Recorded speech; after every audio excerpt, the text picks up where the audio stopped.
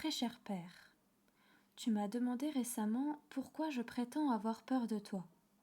Comme d'habitude, je n'ai rien su te répondre, en partie justement à cause de la peur que tu m'inspires, en partie parce que la motivation de cette peur comporte trop de détails pour pouvoir être exposée oralement avec une certaine cohérence.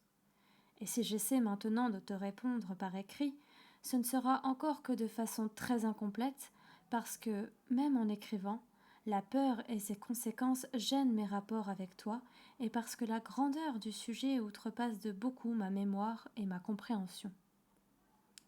En ce qui te concerne, les choses se sont présentées très simplement, du moins pour ce que tu en as dit devant moi et sans discrimination devant beaucoup d'autres personnes. Tu voyais cela à peu près de la façon suivante. Tu as travaillé durement toute ta vie, tu as tout sacrifié pour tes enfants, pour moi surtout. En conséquence, j'ai mené la grande vie, j'ai eu liberté entière d'apprendre ce que je voulais, j'ai été préservée des soucis matériels, donc je n'ai pas eu de soucis du tout. Tu n'as exigé aucune reconnaissance en échange, tu connais la gratitude des enfants, mais tu attendais au moins un peu de prévenance, un signe de sympathie, au lieu de quoi je t'ai fui depuis toujours pour chercher refuge dans ma chambre, auprès de mes livres, auprès d'amis fous ou d'idées extravagantes. Je ne t'ai jamais parlé à cœur ouvert, je ne suis jamais allée te trouver au temple, je n'ai jamais été te voir à Franzensbad. D'une manière générale, je n'ai jamais eu l'esprit de famille, je ne me suis jamais soucié ni de ton commerce, ni de tes autres affaires. J'ai soutenu Otla dans son entêtement et, tandis que je ne remue pas le petit doigt pour toi, je ne t'apporte même pas un billet de théâtre, je fais tout pour mes amis. Si tu résumes ton jugement sur moi, il s'ensuit que ce que tu me reproches n'est pas quelque chose de positivement inconvenant ou méchant, à l'exception peut-être de mon dernier projet de mariage, mais de la froideur, de la bizarrerie, de l'ingratitude. Et ceci, tu me le reproches comme si j'en portais la responsabilité, comme s'il m'avait été possible d'arranger les choses autrement, disons en donnant un coup de barre, alors que tu n'as pas le moindre tort, à moins que ce ne soit celui d'avoir été trop bon pour moi. Cette description dont tu uses communément, je ne la tiens pour exacte que dans la mesure où je te crois, moi aussi, absolument innocent de l'éloignement survenu entre nous. Mais absolument innocent, je le suis aussi. Si je pouvais t'amener à le reconnaître, il nous serait possible d'avoir, je ne dis pas une nouvelle vie, nous sommes tous deux beaucoup trop vieux pour cela, mais une espèce de paix, d'arriver non pas à une suspension, mais à un adoucissement de tes éternels reproches. Chose singulière, tu as une sorte de pressentiment de ce que je veux dire. Ainsi, par exemple, tu m'as dit récemment « Je t'ai toujours aimé, et quand même je ne me serais pas comporté extérieurement avec toi comme d'autres pères ont coutume de le faire, justement parce que je ne peux pas feindre comme d'autres. » Or, père, je n'ai jamais, dans l'ensemble, douté de ta bonté à mon égard, mais je considère cette remarque comme inexacte. Tu ne peux pas feindre, c'est juste, mais affirmer pour cette unique raison que les autres pères le font, ou bien relèvent de la pure chicane, ce qui interdit de continuer la discussion, ou bien, et selon moi c'est le cas, exprime de façon voilée le fait qu'il y a quelque chose d'anormal entre nous, quelque chose que tu as contribué à provoquer, même sans qu'il y ait de ta faute, si c'est vraiment cela que tu penses, nous sommes d'accord. Je ne dis pas, naturellement, que ton action sur moi soit seule cause de ce que je suis devenue. Ce serait exagéré, et je tombe même dans cette exagération. Quand j'aurais été élevé absolument à l'écart de ton influence, il est fort possible que je n'eusse pu devenir un homme selon ton cœur. Sans doute aurais-je tout de même été un être faible, anxieux, hésitant, inquiet, ni un Robert Kafka, ni un Karl Hermann, mais j'aurais cependant été tout autre et nous aurions parfaitement pu nous entendre. J'aurais été heureux de t'avoir comme ami, comme chef, comme oncle, comme grand-père, même, encore qu'avec plus d'hésitation, comme beau-père. Mais, comme père, tu étais trop fort pour moi, d'autant que mes frères sont morts en bas âge, que mes sœurs ne sont nées que bien plus tard et que, en conséquence, j'ai dû soutenir seul un premier choc pour lequel j'étais beaucoup trop faible. Fais une comparaison entre nous. Moi, en abrégeant beaucoup, un Lowy avec un certain fond Kafka, qui, justement, n'est pas stimulé par cette volonté qui porte les Kafka vers la vie, les affaires, la conquête, mais par un aiguillon Lowy dont l'action plus secrète, plus timide, s'exerce dans une autre direction et souvent même cesse tout à fait. Toi, en revanche, un vrai Kafka, par la force, la santé, l'appétit, la puissance vocale, le don, l'élocution, le contentement de soi-même, le sentiment d'être supérieur au monde, la ténacité, la présence d'esprit, la connaissance des hommes, une certaine générosité. Tout cela, bien entendu, avec les défauts et les faiblesses que comportent ces qualités et dans lesquelles tu es rejeté par ton tempérament et souvent par tes accès de colère. Peut-être n'es-tu pas entièrement Kafka dans ta manière générale de voir, pour autant que je puisse te comparer à l'oncle Philippe, à Ludwig et à Heinrich. C'est étrange, ici non plus, je ne vois pas très clair. Il est certain qu'ils étaient tous plus gais, plus alertes, moins contraints, plus sociables, moins sévères que toi. En cela d'ailleurs je tiens beaucoup de toi et j'ai beaucoup trop bien géré l'héritage sans toutefois que ma constitution possédât les contrepoids nécessaires dont tu disposes. Mais, d'autre part, il se peut que tu aies connu des époques différentes sous ce rapport. Tu étais peut-être plus gai avant d'avoir été déçu et accablé par tes enfants à la maison. Quand il y avait des étrangers, en effet, tu n'étais plus le même. Et il se peut que tu le sois davantage depuis que tes petits-enfants et ton gendre t'apportent un peu de cette chaleur que tes propres enfants, à part Vali peut-être, ne pouvaient pas te donner. En tout cas, nous étions si différents et si dangereux l'un pour l'autre, du fait de cette différence, que si l'on avait voulu prévoir comment nous allions, moi, l'enfant, se développant lentement, et toi, l'homme fait, nous comporter l'un envers l'autre, on aurait pu supposer que tu allais me réduire en poussière et qu'il ne resterait rien de moi. Or cela ne s'est pas produit. Les choses vivantes ne se calculent pas à l'avance, mais il s'est probablement produit quelque chose de plus grave peut-être. En disant cela, je te prie instamment de ne pas oublier que je ne crois pas le moins du monde à une faute de ta part. Tu as agi sur moi comme il te fallait agir, mais il faut que tu cesses de voir une méchanceté particulière de ma part dans le fait que j'ai succombé à cette action. J'étais un enfant craintif, ce qui ne m'empêchait pas d'être têtu, comme le sont les enfants. Il est certain aussi que ma mère me gâtait, mais je ne puis pas croire que j'ai été un enfant particulièrement difficile à mener. Je ne puis pas croire qu'on eût pu obtenir tout ce qu'on voulait de moi en me parlant sur un ton affectueux, en me prenant posément par la main, en me regardant avec bonté. Or, tu es bien, au fond, un homme bon et tendre. Ce qui suit n'y contredira pas, car je parle uniquement de l'apparence que tu prenais aux yeux de l'enfant quand tu agissais sur lui. Mais tous les enfants n'ont pas la persévérance et l'audace de chercher aussi longtemps qu'il faut pour arriver à la bonté. Tu ne peux traiter un enfant que selon ta nature, c'est-à-dire en recourant à la force, au bruit, à la colère, ce qui, par-dessus le marché, te paraissait tout à fait approprié, dans mon cas, puisque tu voulais faire de moi un garçon plein de force et de courage. Aujourd'hui, je ne peux évidemment pas décrire de façon immédiate tes méthodes d'éducation au cours des toutes premières années, mais je peux assez bien les imaginer en les déduisant de ce qu'elles ont été plus tard, ainsi que de la façon dont tu traites Félix. À quoi il convient d'ajouter cette circonstance aggravante que tu étais à l'époque plus jeune, donc plus alerte, plus violent, plus spontané encore, plus insouciant qu'aujourd'hui. Que tu étais en outre totalement pris par ton commerce et que, te montrant à peine une fois par jour, tu faisais sur moi une impression d'autant plus profonde qu'elle était rare et que l'habitude ne risquait guère de l'affaiblir.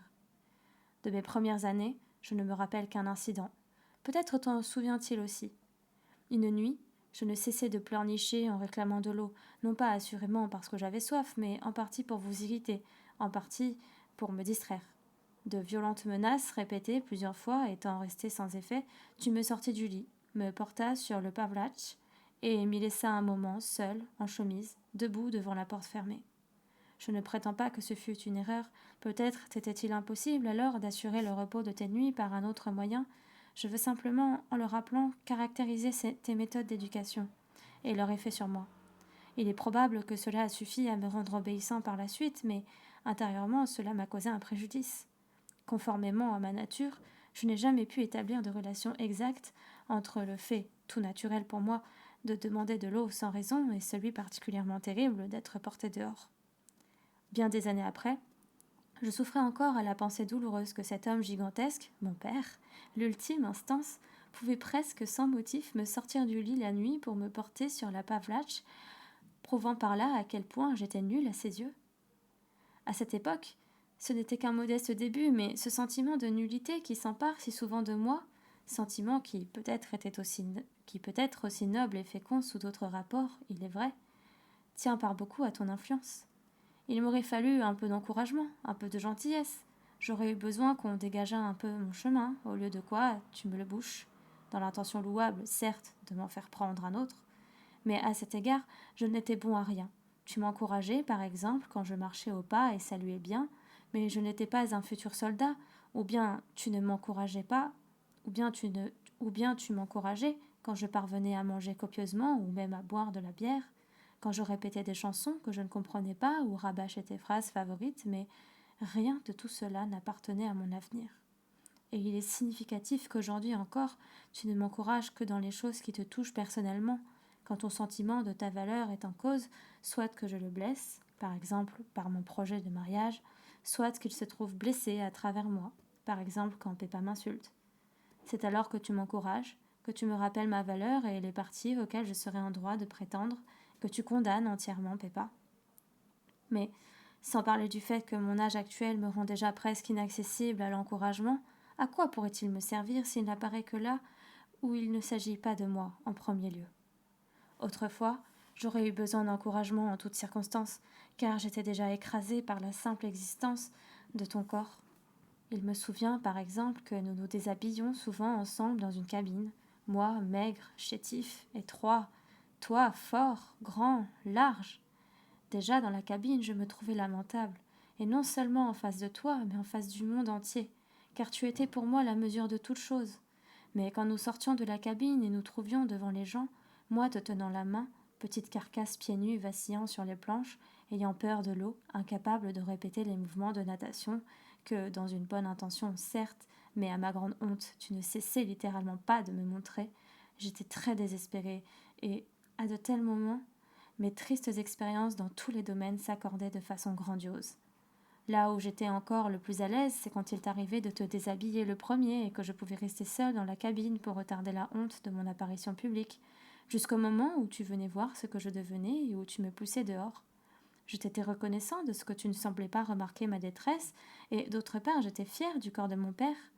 Il subsiste d'ailleurs aujourd'hui encore une différence de ce genre entre nous. À ceci répondit par la suite ta souveraineté spirituelle. Grâce à ton énergie, tu étais parvenu tout seul à une si haute position que tu avais une confiance sans borne dans ta propre opinion. Ce n'était pas même aussi évident dans mon enfance que cela le fut plus tard pour l'adolescent. De ton fauteuil, tu gouvernais le monde. Ton opinion était juste, tout autre était folle. Extravagante, meschugue, anormale.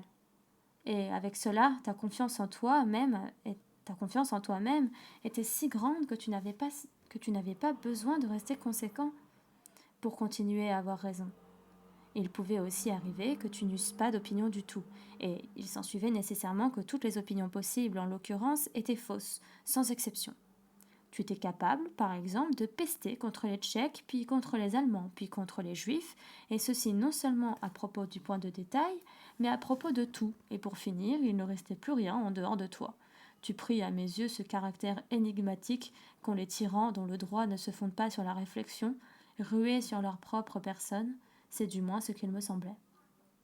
Au vrai, tu avais si souvent raison contre moi que c'en était surprenant. Rien de plus naturel quand cela se passait en paroles, car nous allions rarement jusqu'à la conversation, mais tu avais raison même dans les faits. Cependant, il n'y avait là non plus rien de spécialement incompréhensible.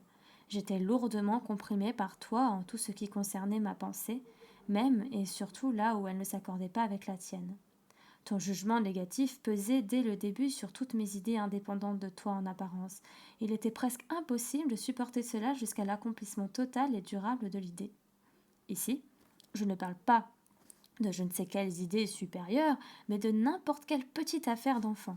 Il suffisait simplement d'être heureux à propos d'une chose quelconque, d'en être empli, de rentrer à la maison et de le dire, et l'on recevait en guise de réponse un sourire ironique, un hochement de tête, un tapotement de doigts sur la table. J'ai déjà vu mieux. Ou bien, viens me dire ça à moi. Ou bien, je n'ai pas la tête aussi reposée que toi. Ou bien, ça te fait une belle jambe. Ou bien encore, en voilà un événement. Il va sans dire qu'on ne pouvait pas te demander de l'enthousiasme pour chacune de nos bagatelles d'enfants, alors que tu n'étais plongé dans les soucis et les peines.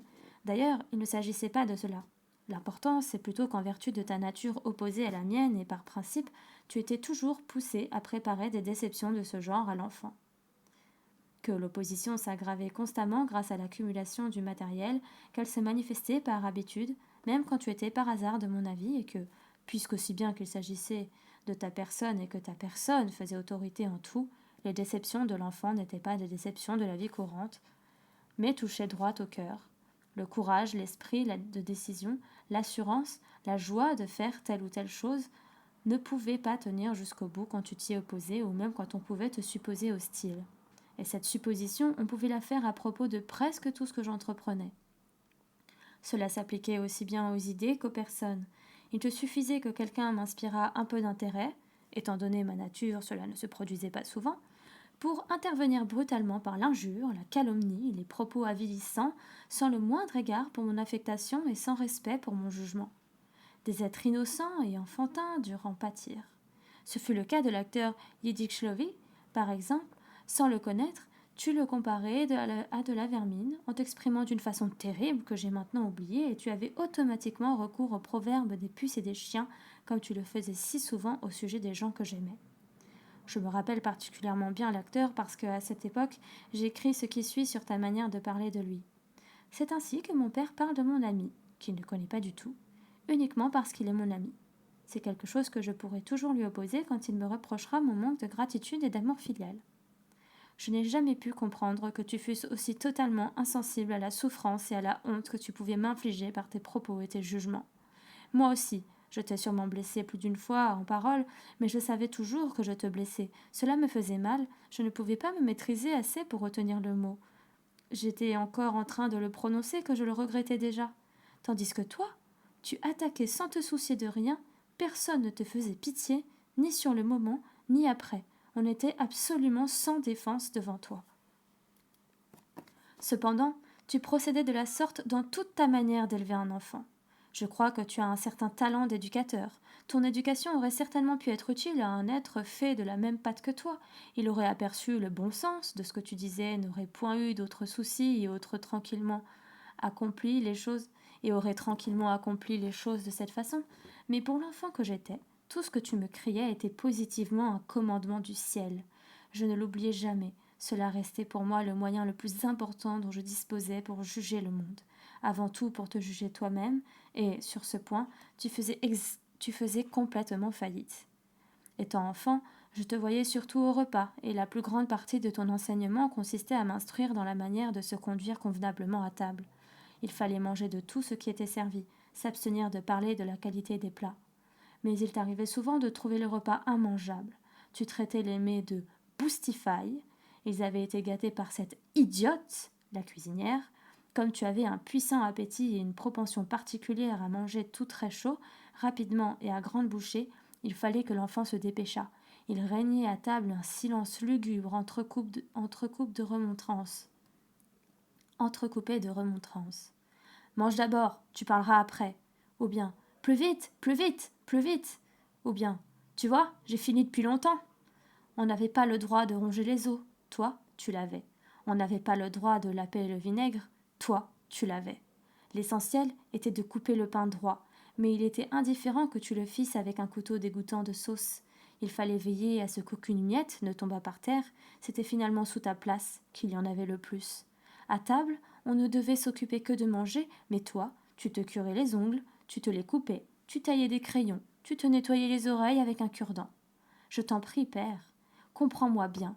Toutes ces choses étaient des détails sans importance. Elles ne devenaient accablantes pour moi que dans la mesure où toi, qui faisais si prodigieusement autorité à mes yeux, tu ne respectais pas les ordres que tu m'imposais. Il s'ensuivit que le monde se trouva partagé en 3 parties. L'une, celle où je vivais en esclave, soumis à des lois qui n'avaient été inventées que pour moi et auxquelles, par-dessus le marché, je ne pouvais jamais satisfaire entièrement, sans savoir pourquoi. Une autre, qui m'était infiniment lointaine, dans laquelle tu vivais, occupé à gouverner, à donner des ordres et à t'irriter parce qu'ils n'étaient pas suivis. Une troisième, enfin, où le reste des gens vivaient heureux, exempts d'ordre et d'obéissance. J'étais constamment plongée dans la honte, car ou bien j'obéissais à tes ordres et c'était honteux puisqu'il n'était valable que pour moi, ou bien je te défiais et c'était encore honteux, car comment pouvais-je me permettre de te défier? Ou bien je ne pouvais pas obéir parce que je ne possédais ni ta force, ni ton appétit, ni ton adresse, et c'était là en vérité la pire des hontes. C'est ainsi que se mouvaient non pas les réflexions, mais les sentiments de l'enfant. Ma situation d'alors paraîtra plus claire si je la compare à celle de Félix. Lui aussi, tu le traites d'une manière analogue. Tu vas même jusqu'à employer à son égard un moyen d'éducation particulièrement pénible, puisque lorsqu'il commet ce que tu juges une inconvenance à table, tu ne te contentes pas de lui dire, comme tu me le disais jadis, tu es un gros cochon, mais ajoute un vrai Hermann, ou tout comme ton père. Or, il est possible, on ne peut pas dire plus que possible, que cela ne nuise pas à Félix de façon essentielle, car tu n'es pour lui qu'un grand-père doué d'une importance particulière, il est vrai, tu n'es pas tout comme tu l'étais pour moi. En outre, Félix est un caractère calme, déjà viril en quelque sorte, et tu peux le décontenancer par ta voix de tonnerre, mais non le marquer de façon durable, d'autant qu'il est relativement peu avec toi et se trouve soumis à d'autres influences. Tu es plutôt pour lui quelque chose de cher et de curieux, où il peut choisir ce qui lui plaît. Pour moi, tu n'étais pas une curiosité. Je ne pouvais pas choisir, il me fallait tout prendre.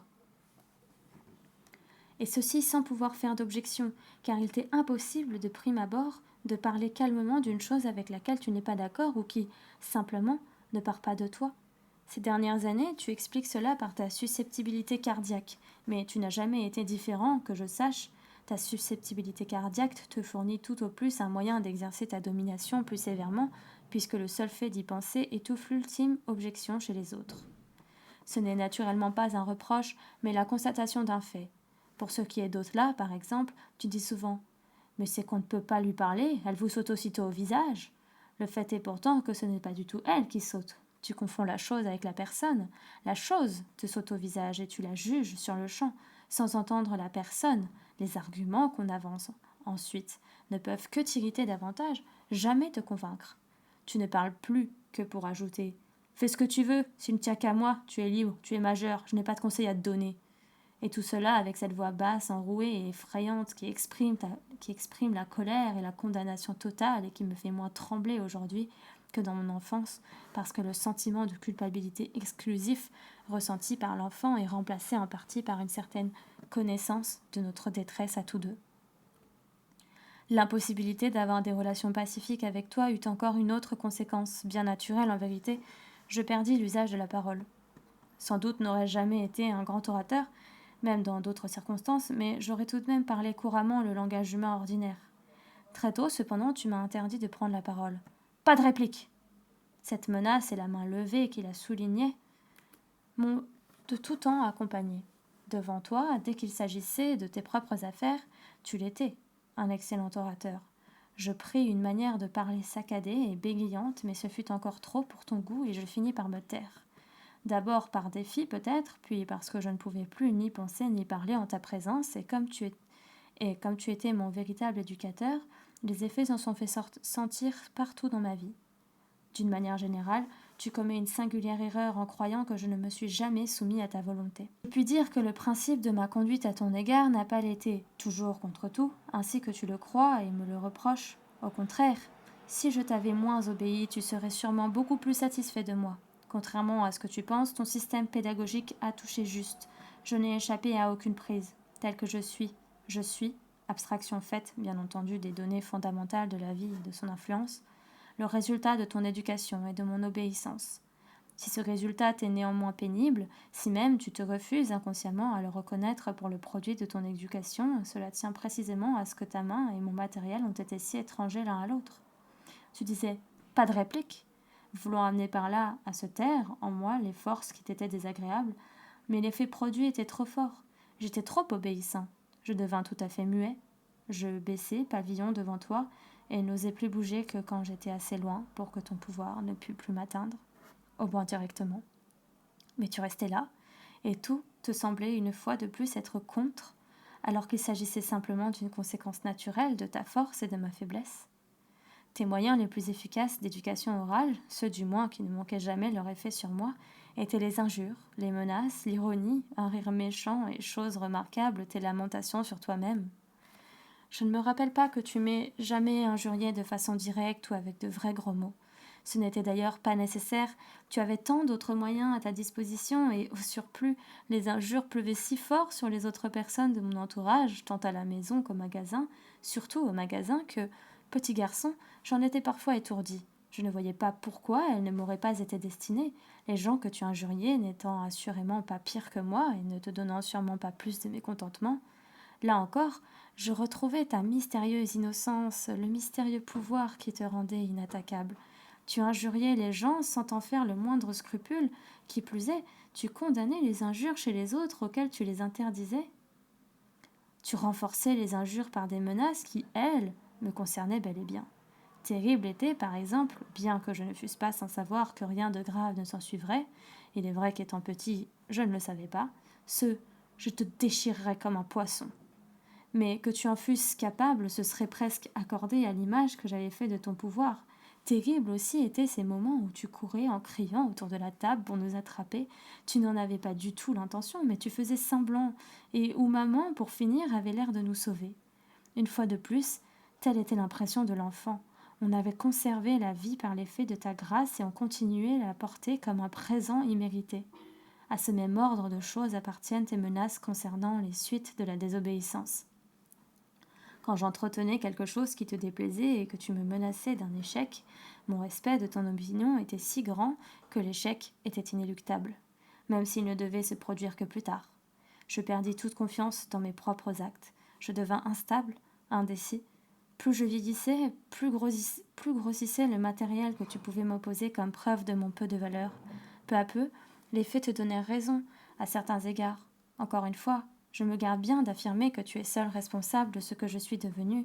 Tu n'as fait qu'aggraver ce qui était, mais tu l'as beaucoup aggravé, précisément parce que tu avais un grand ascendant sur moi et que tu usais de ton pouvoir. Tu avais une confiance spéciale dans l'éducation par l'ironie. Elle s'accordait d'ailleurs au mieux avec ta supériorité sur moi. Dans ta bouche, une réprimande prenait généralement cette forme. Tu ne peux pas faire cela de telle ou telle manière. C'est déjà trop te demander, je suppose. Naturellement, tu n'as pas le temps.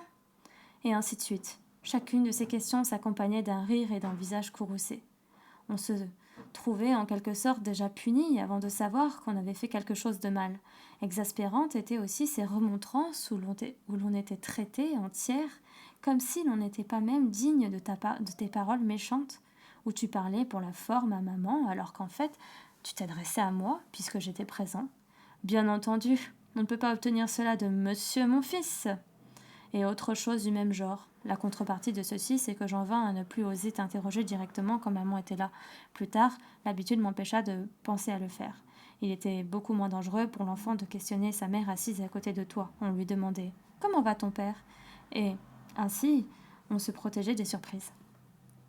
Il y avait naturellement des cas où l'on approuvait fort l'ironie, notamment quand elle touchait quelqu'un d'autre. Ellie, par exemple, avec laquelle j'étais brouillée pendant des années, c'était pour moi une vraie fête de la méchanceté et de la joie maligne que de t'entendre lui dire presque à chaque repas quelque chose comme « Il faut qu'elle se tienne à 10 mètres de la table, cette faiseuse d'embarras !» et de te voir plein de colère dans ton fauteuil essayer d'imiter sans la plus légère trace de gentillesse ou de bonne humeur, en ennemi acharné, la manière excessivement repoussante pour ton goût dont elle se tenait à table, que de fois ces scènes et d'autres semblables se sont répétées, quels piètres résultats elles ont donnés en fait. Cela tient, je crois, à ce que ton déploiement de colère et d'irritation ne paraissait pas se trouver dans un rapport juste avec la chose elle-même. On n'avait pas le sentiment que ta colère avait été provoquée par cette circonstance insignifiante, qu'on était trop loin de la table, mais qu'elle avait été là d'emblée dans toute son ampleur, et que c'était par hasard si elle avait saisi juste cette occasion d'éclater. Comme on était persuadé qu'une occasion se trouverait de toute manière, on ne se surveillait pas spécialement et par surcroît, la sensibilité s'émoussait sous les menaces perpétuelles. Peu à peu, on acquérait presque la certitude qu'on ne serait pas battu. On se transformait en enfant maussade, inattentif, désobéissant, ne songeant jamais qu'à un moyen de fuite intérieure le plus souvent. C'est ainsi que tu as souffert que nous avons souffert. De tout point de vue, tu avais bien raison de dire en usant de ta formule habituelle, comme tu l'as fait récemment encore au sujet d'une lettre reçue de Constantinople, les dents serrées et riant de ce rire guttural qui, le premier, avait suggéré à l'enfant une représentation de l'enfer. En voilà une bande. Il semblait absolument incompatible avec cette position à l'égard de tes enfants que tu pusses te plaindre en public, ce qui t'arrivait pourtant très souvent. Étant enfant, j'avoue que je n'y étais nullement sensible, je le devins plus tard, et que je ne comprenais pas comment tu pouvais t'attendre à trouver de la sympathie. Tu étais si gigantesque à tout égard. Quelle importance pouvais-tu attacher à notre pitié, voire à notre aide? Tu aurais dû, en fait, les mépriser, comme tu nous méprisais si souvent nous-mêmes. En conséquence, je ne croyais pas à tes lamentations et cherchais derrière elles je ne sais quelle intention secrète. Je n'ai compris que plus tard que tes enfants te faisaient réellement souffrir, mais à cette époque où tes plaintes auraient pu rencontrer encore une sensibilité enfantine, ouverte sans réticence et prête à donner toute son aide, elle ne représentait une fois de plus qu'un moyen pas trop évident d'éducation et d'humiliation, moyen sans grande force en soi, mais qui entraînait une conséquence secondaire nuisible, à savoir que l'enfant s'habituait à ne pas prendre au sérieux les choses dont, précisément, il aurait dû ressentir la gravité. Par bonheur, il y avait tout de même des exceptions. Elles se produisaient quand tu souffrais sans rien dire, quand l'amour et la bonté appliquaient leur force à triompher de tout ce qui leur était contraire et à la saisir immédiatement. Certes, cela arrivait rarement, mais c'était merveilleux. C'était par exemple quand il faisait chaud l'été et que je te voyais somnoler au magasin après le déjeuner, l'air las, le coude appuyé sur le comptoir, ou bien le dimanche quand tu venais éreinter nous rejoindre à la campagne, ou bien lors d'une grave maladie de maman, quand tu te tenais à la bibliothèque tout secoué de sanglots, ou bien pendant ma dernière maladie, quand tu entrais doucement dans la chambre d'au-delà pour me voir, que tu restais sur le seuil, tendais le cou pour m'apercevoir au lit et te bornais à me saluer de la main, par égard pour ma fatigue. À de tels moments, on se couchait et l'on pleurait de bonheur, et je pleure maintenant encore en l'écrivant. Tu as aussi une façon particulièrement belle de sourire, silencieuse, paisible, bienveillante, un sourire qu'on rencontre rarement et qui pouvait vous rendre très heureux s'il vous était destiné. Je ne me rappelle pas que tu me l'aies expressément accordé dans mon enfance, mais cela a bien dû se produire. Pourquoi me l'aurais-tu refusé en ce temps-là, puisque tu me jugeais encore innocent et que j'étais ton grand espoir? À la longue, d'ailleurs, ces impressions agréables n'ont pas eu d'autre résultat que d'accroître mon sentiment de culpabilité et de me rendre le monde encore plus incompréhensible. Je préférais m'en tenir à ce qui était durable et fondé sur les faits. Pour m'affirmer un peu en face de toi, en partie aussi pour exercer une espèce de vengeance, je ne tardais pas à observer, à recueillir, à exagérer les petits ridicules que je découvrais en toi. Comment, par exemple, tu te laissais éblouir par des personnes qui n'étaient généralement haut placées qu'en apparence et dont tu ne te lassais pas de parler, que ce fût un conseiller d'Empire ou quelque autre personnage. D'autre part, j'avais mal à la pensée que tu croyais, toi, mon père, avoir besoin de ces confirmations dérisoires de ta valeur et que tu en tirais vanité. Ou bien j'observais ta prédilection pour les expressions indécentes, proférées autant que possible d'une voix forte et dont tu riais comme si tu avais dit quelque chose de particulièrement réussi, alors que ce n'était justement qu'une vulgaire petite inconvenance, mais j'y voyais en même temps une manifestation de ta vitalité humiliante pour moi. Bien entendu, ces diverses observations existaient en foule. Elles faisaient mon bonheur, elles me fournissaient l'occasion de chuchotements et de moqueries.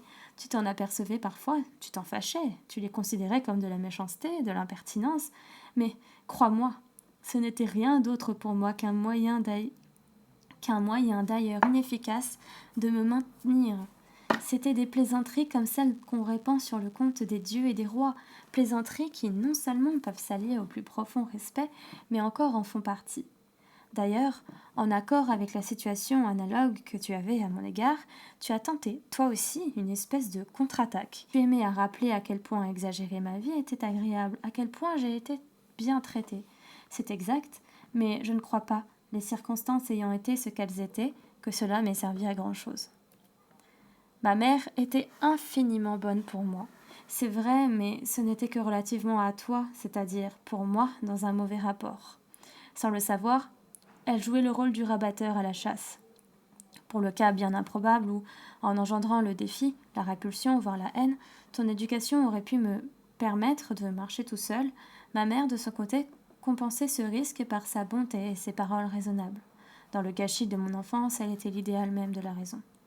Par son intercession, et j'étais encore une fois rejetée dans ton cercle d'où, sans cela, je me serais peut-être échappée pour notre bien commun, ou encore les choses étaient telles que nous n'en venions pas à une vraie réconciliation. Ma mère se contentait de me protéger en secret contre toi, me donnait, me permettait quelque chose en secret, et j'étais de nouveau la créature sournoise, le tricheur qui se sentait coupable et qui, du fait de sa nullité, était incapable d'obtenir autrement que par des chemins détournés même les choses auxquelles il pensait avoir droit. Plus tard, bien sûr, je m'habituai à prendre également ces chemins pour rechercher ce qui ne me revenait nullement de droit, même à mes propres yeux. La conscience de ma culpabilité s'en trouva encore aggravée. Il est encore vrai que tu ne m'as, pour ainsi dire, jamais vraiment battue. Mais tes cris, la rougeur de ton visage, ta manière hâtive de détacher tes bretelles et de les disposer sur le dossier d'une chaise, tout cela était presque pire que les coups. Il en va de même pour un homme qui est sur le point d'être pendu. Si on le pend vraiment, il meurt et tout est fini, mais qu'on l'oblige à assister à tous les préparatifs de la pendaison, qu'on ne lui communique la nouvelle de sa grâce que lorsque le nœud lui pend déjà sur la poitrine, et il se peut qu'il ait à en souffrir toute sa vie, pour comble, l'accumulation de tous ces moments où, selon l'opinion que tu manifestais clairement, j'aurais mérité des coups, et n'y avait échappé de justesse que par l'effet de ta miséricorde, faisait naître en moi, une fois de plus, une grande conscience de ma culpabilité. Je tombais sous ta coupe de tous les côtés à la fois. Tu m'as depuis toujours fait un reproche. En tête-à-tête ou devant d'autres personnes, tu n'étais nullement sensible à ce que ce dernier procédé avait d'humiliant pour moi. Les affaires de tes enfants étaient toujours des affaires publiques.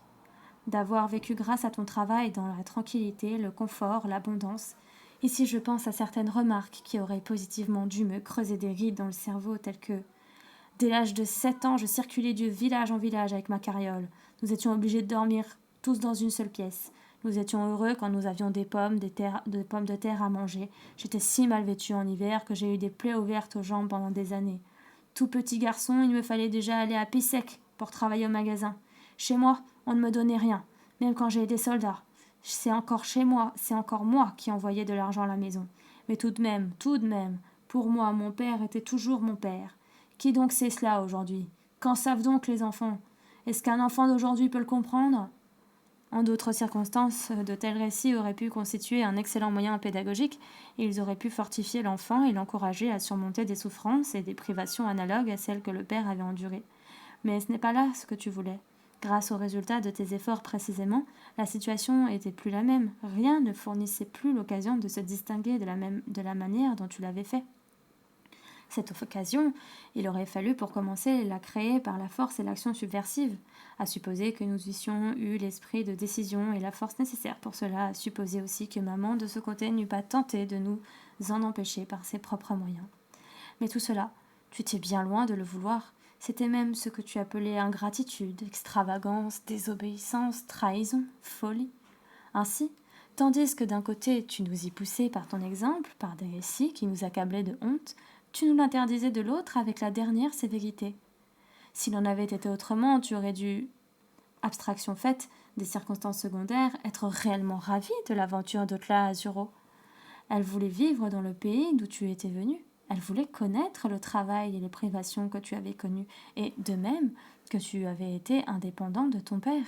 Elle refusait de jouir des fruits de ton travail. Étaient-ce là des intentions si terribles, si éloignées de ton exemple et de ton enseignement? Il est vrai, les dessins d'Otla se sont finalement soldés par un échec et ils ont été réalisés de façon un peu ridicule.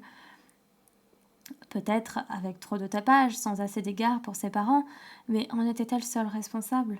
La faute n'en était-elle pas aussi aux circonstances et surtout à l'éloignement que tu éprouvais pour elle? Cet éloignement était-il moins grand au magasin, ainsi que tu as essayé de t'en persuader toi-même plus tard, qu'il ne le fut par la suite à Suro?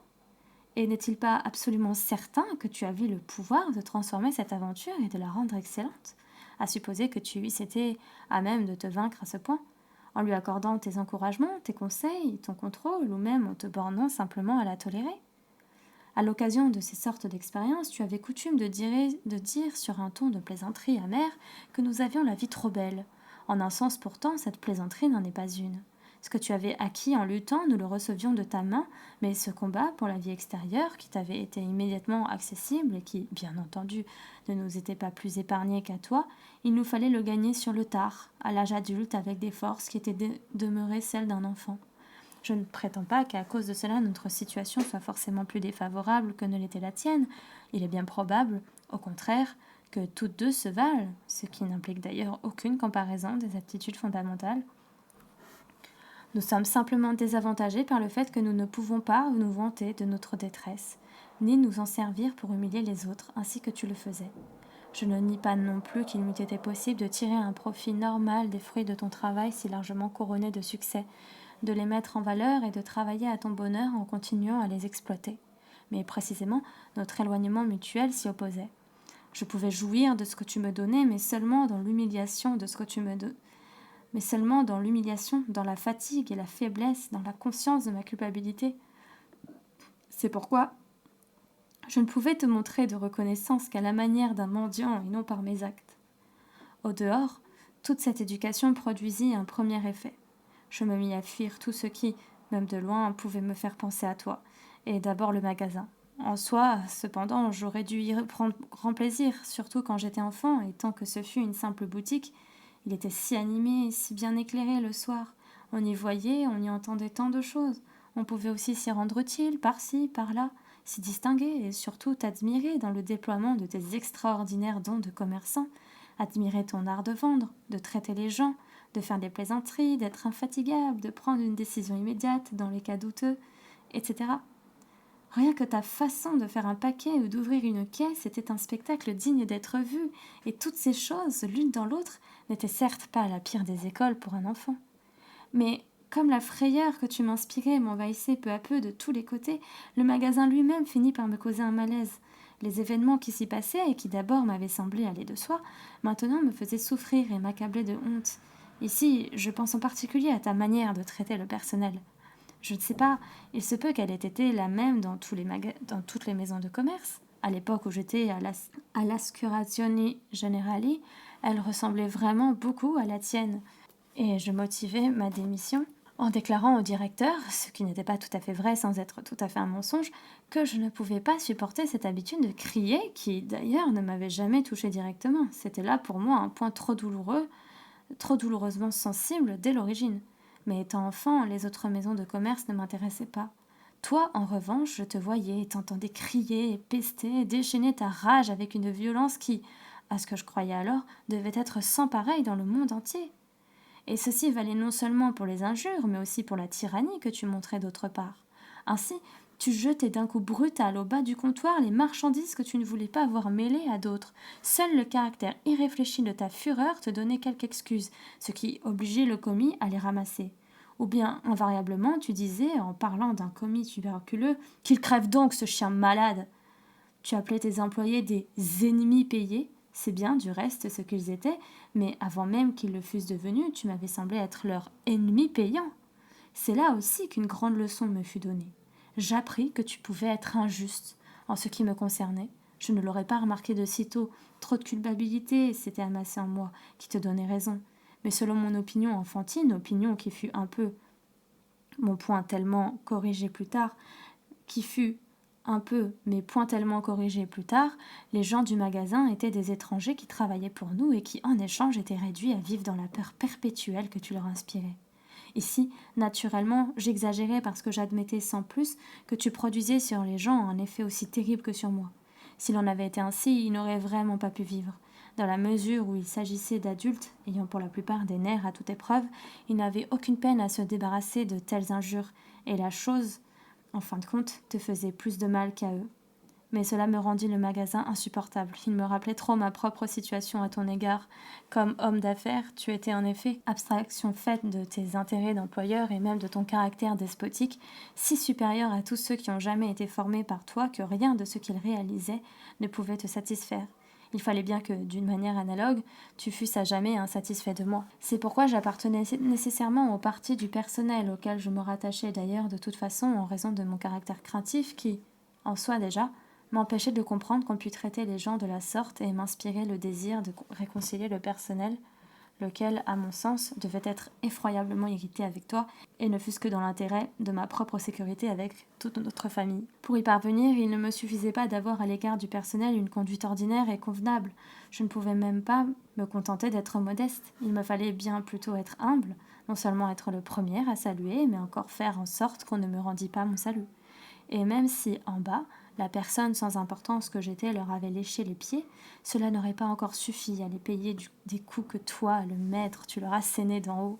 Cette situation qui était alors la mienne quand j'approchais autrui eut des répercussions qui, dépassant le cadre du magasin, se prolongèrent dans l'avenir. Il y a quelque chose d'analogue encore, quand moins dangereux et moins profondément ancré que chez moi, dans la prédilection d'au-delà pour la fréquentation des gens pauvres, dans son habitude qui te fâche tellement de rechercher la compagnie des bonnes, etc.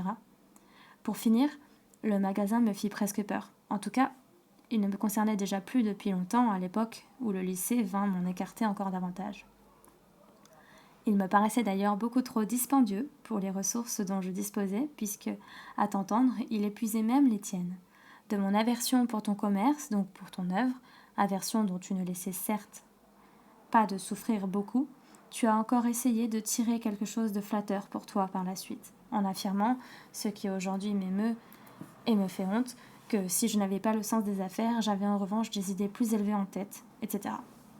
L'explication que tu t'extorquais ainsi fit naturellement grand plaisir à ma mère et moi-même, pris que j'étais dans ma détresse et ma vanité, je me laissais influencer par elle. Mais si ces idées élevées avaient vraiment été la seule ou la principale cause de mon éloignement pour le magasin, elles auraient dû s'exprimer autrement qu'en me permettant un abordage définitif dans les parages d'une table de bureaucrate, après m'avoir laissé nager paisible et craintif dans les eaux du lycée et des études de droit. Si je voulais te fuir, il me fallait aussi fuir la famille et même ma mère. Certes, on pouvait toujours se réfugier auprès d'elle, mais ce n'était encore que par rapport à toi. Elle t'aimait trop et t'étais trop fidèlement dévouée pour pouvoir à la longue représenter une puissance spirituelle indépendante dans le combat mené par l'enfant. L'enfant le sentait d'ailleurs avec un instinct sûr, puisqu'en vieillissant, en effet, maman s'attacha encore plus étroitement à toi, tandis que, pour ce qui la touchait elle-même, elle préservait toujours son indépendance dans les limites les plus précises et le faisait avec grâce et tact, sans jamais te blesser de façon grave. Elle se mit surtout, dans le cas d'ailleurs difficile, d'au-delà, à accepter les yeux fermés, moins avec l'intelligence qu'avec le cœur, et de plus en plus totalement, au cours des années, ta manière de juger et de condamner tes enfants. Sans doute convient-il de ne pas oublier combien la situation de maman dans la famille était douloureuse et exténuante. Elle peinait au magasin et à la maison, elle souffrait doublement de toutes les maladies de la famille, mais ce qui couronnait le tout, c'étaient les souffrances que lui valait sa position intermédiaire entre toi et nous. Tu as toujours été aimant, et plein d'égards pour elle, mais à ce point de vue, tu l'as aussi peu ménagé que nous l'avons fait nous-mêmes. Brutalement, toi, de ton côté, nous, du nôtre, nous l'avons martelé de coups. C'était un dérivatif, nous ne pensions pas à mal. Nous ne pensions qu'au combat que nous avions à livrer, toi contre nous contre toi, et notre rage se déchargeait sur maman. La façon dont tu l'as tourmentée à cause de nous, sans en être le moins du monde responsable, bien entendu, n'était assurément pas une contribution utile à notre éducation. Elle justifiait même en apparence notre conduite à son égard qui, sans cela, eût été injustifiable. Que n'a-t-elle pas souffert, tant par nous à cause de toi que par toi à cause de nous, sans compter les cas où tu avais raison parce qu'elle nous gâtait.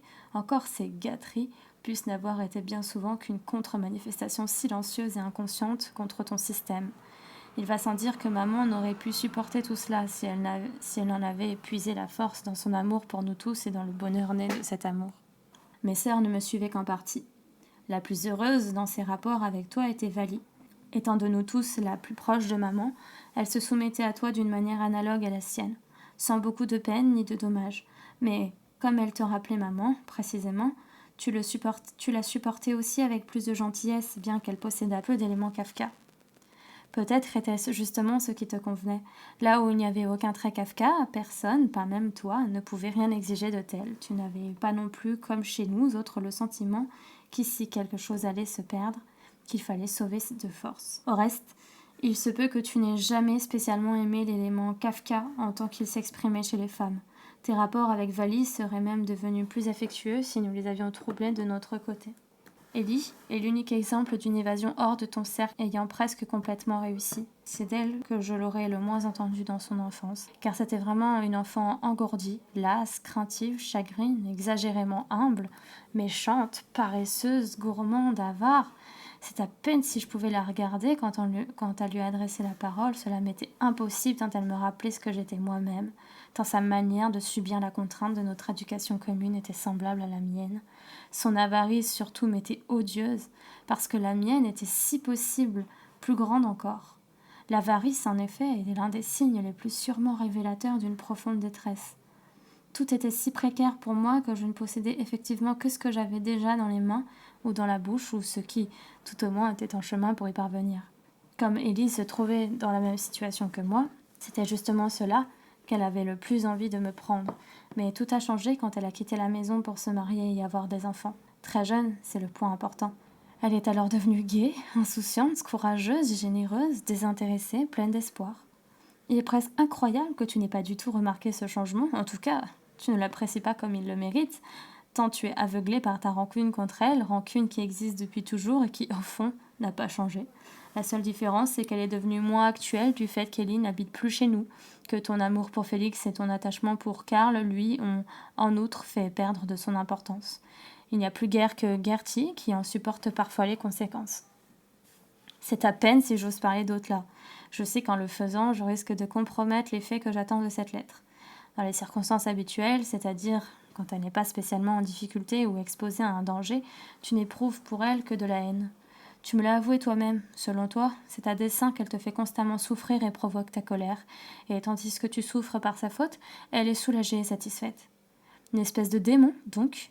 Pour que tu puisses la méconnaître à ce point, il faut que la distance qui vous sépare soit immense, encore plus grande qu'entre toi et moi.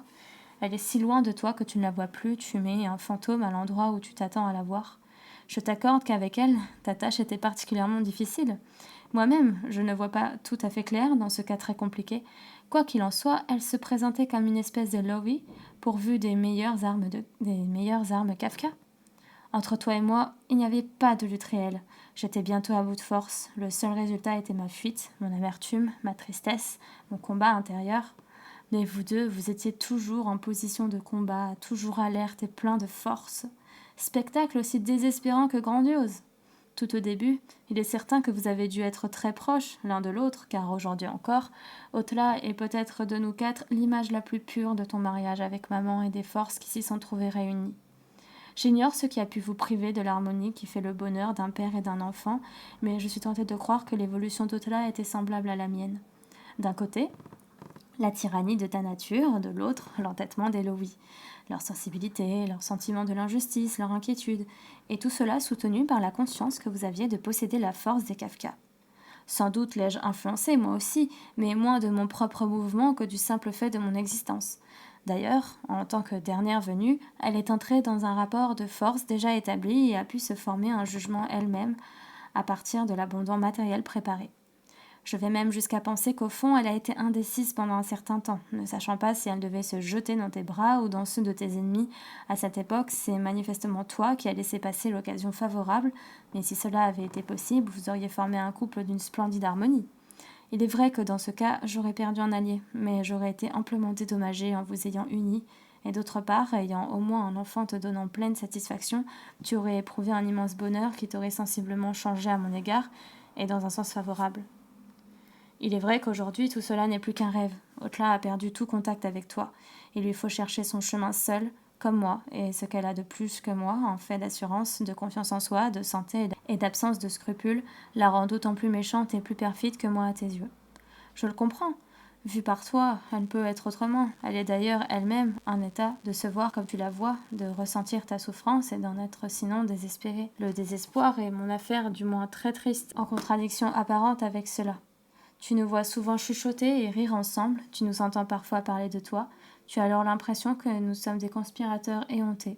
Singulier conspirateur, tu es depuis toujours, bien sûr, le thème principal de nos conversations, comme de nos pensées. Mais si nous nous réunissons, ce n'est vraiment pas pour dire quelque chose contre toi, c'est pour appliquer tous nos efforts à débattre ensemble dans tous les détails, en l'envisageant sous tous les angles et dans toutes les occasions, en ayant recours aux plaisanteries, au sérieux, à l'amour, à l'obstination, à la colère, à la haine, au dévouement, au sentiment de culpabilité, à débattre de près et de loin, avec toutes les forces de la tête et du cœur, ce terrible procès qui est en suspens suspens entre toi et nous et dans lequel tu prétends sans cesse être juge, alors que pour l'essentiel du moins, ici je laisse la porte ouverte à toutes les erreurs que naturellement il peut m'arriver de commettre, tu y es parti avec autant de faiblesse et d'aveuglement que nous.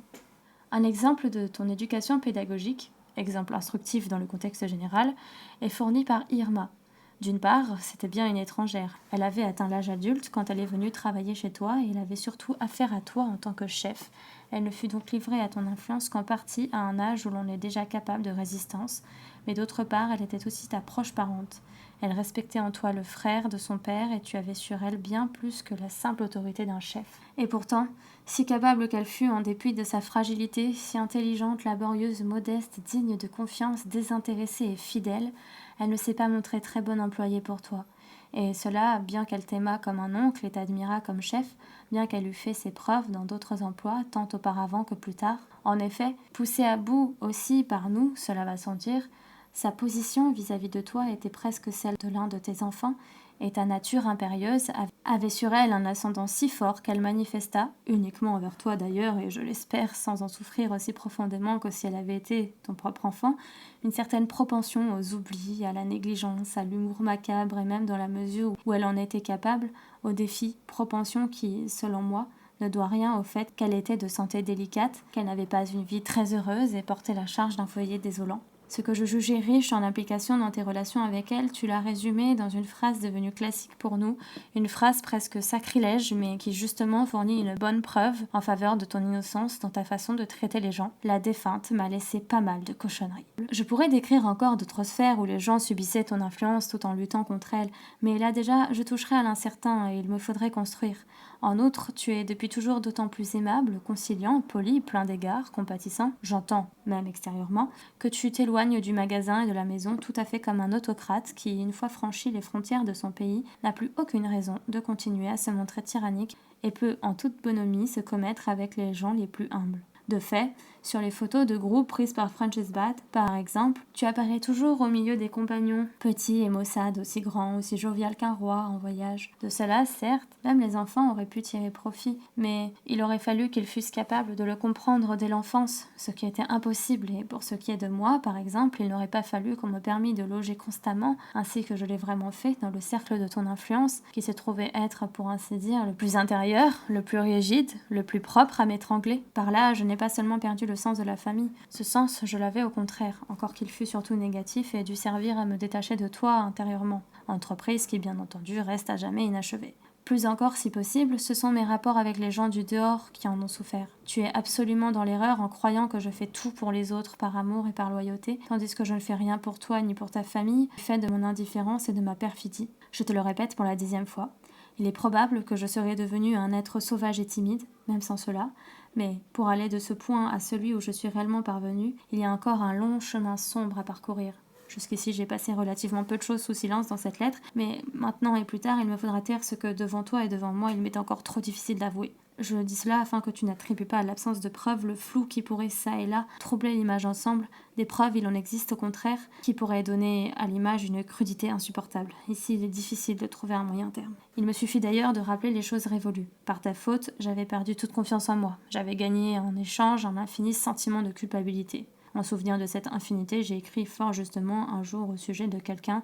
Il craint que la honte ne lui survive. Je ne pouvais pas me transformer subitement quand je rencontrais d'autres personnes. En face d'elles, j'étais pris d'un sentiment de culpabilité plus profond encore, puisqu'ainsi que je l'ai déjà dit, je me devais de réparer envers elles les torts que tu leur avais causés au magasin et dont j'étais en partie responsable. En outre, tu avais quelque chose à reprocher, que le reproche fût exprimé ouvertement ou tenu secret, à toute personne avec laquelle j'étais liée, j'étais donc encore obligée de lui en demander pardon. La méfiance que tu cherchais à m'inculquer, tant au magasin qu'à la maison, contre la plupart des gens, nomme-moi une seule personne ayant eu quelque importance pour moi dans mon enfance, que tu n'aurais pas au moins une fois critiquée jusqu'à la réduire à néant, et qui, chose remarquable, ne te pesait pas le moins du monde. Tu étais bien assez fort pour la supporter. Du reste, ce n'était peut-être rien d'autre pour toi que l'emblème du despote. Cette méfiance, qui à mes yeux de petit garçon ne se trouvait confirmée nulle part, puisque je ne voyais partout que des êtres parfaits et inaccessibles, s'est transformée en défiance de moi-même et en peur perpétuelle des autres. Ce n'était donc assurément pas dans mes relations avec autrui que je pouvais me délivrer de toi en général. Si tu t'y es trompé, c'est peut-être parce que, en réalité, tu ignorais tout de mes fréquentations et que dans ta méfiance et ta jalousie, ai-je donc nié que tu m'aimes, tu supposais que je devais me dédommager ailleurs de ce que je perdais dans ma vie de famille, puisqu'il était impossible que j'eusse la même vie au dehors. À cet égard, du reste, c'est justement étant enfant que je puisais une espèce de consolation dans ma défiance de moi-même. Je me disais, tu dois exagérer. Tu fais ce que fait toujours la jeunesse. Tu ressens par trop la moindre vétille, comme si c'était une grandiose exception. Mais cette consolation, je l'ai presque perdue plus tard, quand mes vues sur le monde se sont élargies. Je me suis tout aussi peu délivrée de toi dans le judaïsme. Là, pourtant, la délivrance eût été concevable en soi, plus même, il eût été concevable que nous nous fussions retrouvés tous deux dans le judaïsme, ou même que nous en fussions sortis unis. Mais que m'as-tu transmis en fait du judaïsme ? Au long des années, il m'a inspiré à peu près 3 attitudes. Enfant, j'étais d'accord avec toi pour me reprocher de ne pas aller souvent à la synagogue, de ne pas jeûner, etc. Par là, ce n'était pas à moi mais à toi que je croyais faire tort, et j'étais envahie par la conscience de ma faute qui de toute façon était toujours prête à surgir. Plus tard, adolescent, je ne comprenais pas que toi, avec le fantôme de judaïsme dont tu disposais, tu puisses me reprocher de ne pas faire d'efforts. J'aurais dû en faire ne serait-ce que par respect, disais-tu, pour développer quelque chose de tout aussi fantomatique. Car pour ce que je pouvais en voir, c'était vraiment une bagatelle, une plaisanterie, pas même une plaisanterie. Tu allais au temple environ 4 fois par an. Tu étais, à tout le moins, plus proche des indifférents que des convaincus. Tu t'acquittais patiemment de la prière comme on accomplit une formalité, et tu m'as bien souvent rempli de stupéfaction en me montrant dans ton livre le passage qu'on était en train de lire. Pour le reste, une fois que j'étais à l'intérieur, c'était là le principal. Je pouvais me fourrer où bon me semblait. Je passais donc à bâiller et à rêvasser ces heures interminables. Je ne me suis autant ennuyée, je crois, que plus tard, pendant les leçons de danse. Et j'essayais de tirer le plus de plaisir possible des quelques petites diversions qui s'offraient, comme l'ouverture de l'Arche d'Alliance, laquelle me rappelait toujours ces baraques de tir, à la foire, où l'on voyait également une boîte s'ouvrir dont on faisait mouche, sauf que c'était toujours quelque chose d'amusant qui sortait, alors qu'ici, ce n'était jamais que les mêmes vieilles poupées sans tête. Du reste, j'y ai bien souvent aussi connu la peur, et non seulement, comme on pouvait s'y attendre, à cause du grand nombre de gens avec lesquels on entrait en contact, mais parce que tu avais dit un jour en passant que je pourrais moi aussi être appelée à la Torah, j'en ai tremblé de peur pendant des années. Mais à part cela, rien ne venait troubler sérieusement mon ennui, si ce n'est la bar mitzvah, qui, ne demandant qu'un ridicule effort de mémoire, n'aboutissait qu'à un ridicule succès d'examen, ou encore les petits événements sans importance qui te concernaient. Ainsi, par exemple, le moment où tu étais appelé à la Torah et où tu te tirais à ton honneur de cette épreuve à mon sens exclusivement mondaine, ou bien encore la fête des morts, quand tu restais au temple pour assister à la cérémonie et qu'on me renvoyait, ce qui, sans doute en raison de mon exclusion et de mon manque de tout intérêt profond pour ce qui se passait là, m'a donné pendant des années le sentiment, à peine conscient, qu'il devait s'agir d'une chose indécente. Si l'on allait ainsi au temple, c'était si possible encore plus lamentable à la maison, on se bornait à fêter la première soirée du Seder, qui, il est vrai, sous l'influence des enfants grandissants. Mais pourquoi devais-tu te soumettre à cette influence? Parce que tu l'avais provoquée. Dégénéra de plus en plus en une véritable comédie accompagnée de fous rires. Tel était donc le matériel constituant la foi qui m'a été transmise, matériel à quoi s'ajoutait, tout au plus, ta main tendue, désignant les fils du millionnaire Futsch, qui accompagnaient leur père à la synagogue. Je ne voyais pas ce qu'on pouvait faire de mieux avec un pareil matériel que de s'en libérer au plus vite. Cette libération, justement, me semblait être le plus pieux des actes. Plus tard, cependant, je vis les choses sous un autre jour, et je compris pourquoi tu étais en droit de croire, là comme ailleurs, que je te trahissais avec méchanceté. Tu avais effectivement apporté un peu de judaïsme de cette sorte de ghetto rural dont tu étais issu.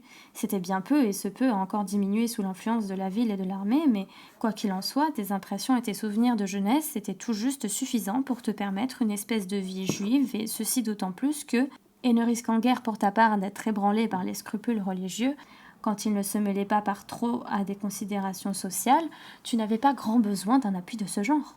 Au fond, la loi qui gouvernait ta vie consistait à croire en la vérité absolue des opinions d'une certaine classe juive, ce qui revient à dire, puisque ces opinions faisaient partie de ta personne, à croire en toi-même.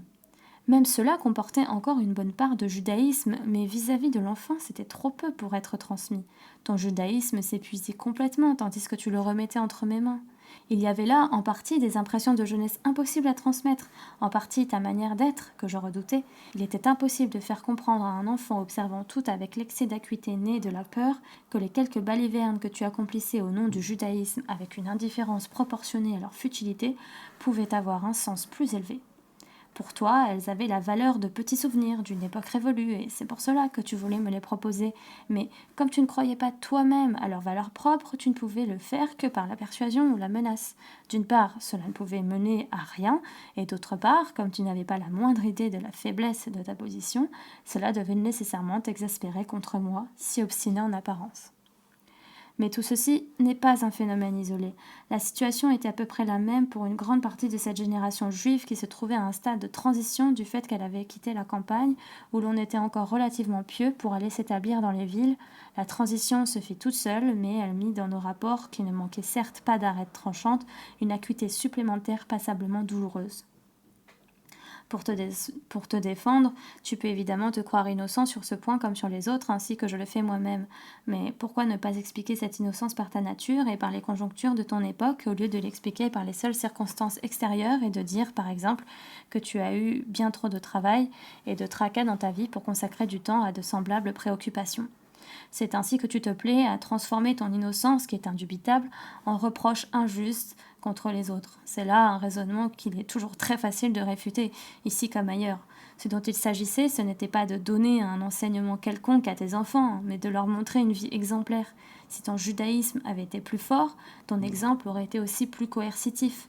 Et ceci, bien entendu, et une fois de plus, n'est nullement un reproche, ce n'est qu'une défense contre tes reproches. Récemment, tu as lu Les souvenirs de jeunesse de Franklin. C'est vraiment à dessein que je te les ai donnés à lire, non pas, comme tu l'as remarqué ironiquement, à cause d'un court passage concernant le régime végétarien, mais en raison des rapports de l'auteur avec son père, tels qu'ils sont décrits, et en raison des rapports de l'auteur avec son fils, tels qu'ils s'expriment d'eux-mêmes dans ses souvenirs écrits à l'intention du fils. Ici, je ne tiens pas à relever certains détails. Après coup, ma conception de ton judaïsme s'est trouvée confirmée dans une certaine mesure par ton comportement au cours de ces dernières années, quand il te parut que je m'intéressais plus qu'avant aux questions juives. Comme tu montres de l'aversion pour toutes les choses dont je m'occupe, et surtout pour ma manière de m'en occuper, tu ne manquas pas non plus d'en montrer ici. Mais sans s'arrêter à cela, on aurait pu s'attendre à ce que tu fisses une petite exception sur ce point. Car dans ce cas, c'était bien un judaïsme issu de ton judaïsme qui s'agitait pour naître, et avec lui la possibilité de nouveaux rapports entre nous. Je ne nie pas que si tu avais montré de l'intérêt pour ces choses, elles n'eussent pu par là même me devenir suspectes. Je ne songe pas un instant à me prétendre meilleur que toi à cet égard. Mais je n'eus même pas à en faire preuve. Par mon entremise, le judaïsme te devint odieux, tu jugeais les écrits juifs illisibles, ils te dégoûtèrent. Cela pouvait signifier que tu affirmais obstinément la vérité du judaïsme que tu m'avais montré dans mon enfance, rien n'existant au-delà. Cependant, il n'était guère concevable que tu puisses t'entêter à le dire. Ce dégoût, abstraction faite de ce qui n'était pas d'abord dirigé contre le judaïsme mais contre ma personne, ce dégoût ne pouvait donc signifier que ceci. Tu reconnaissais inconsciemment la faiblesse de ton judaïsme et de mon éducation juive.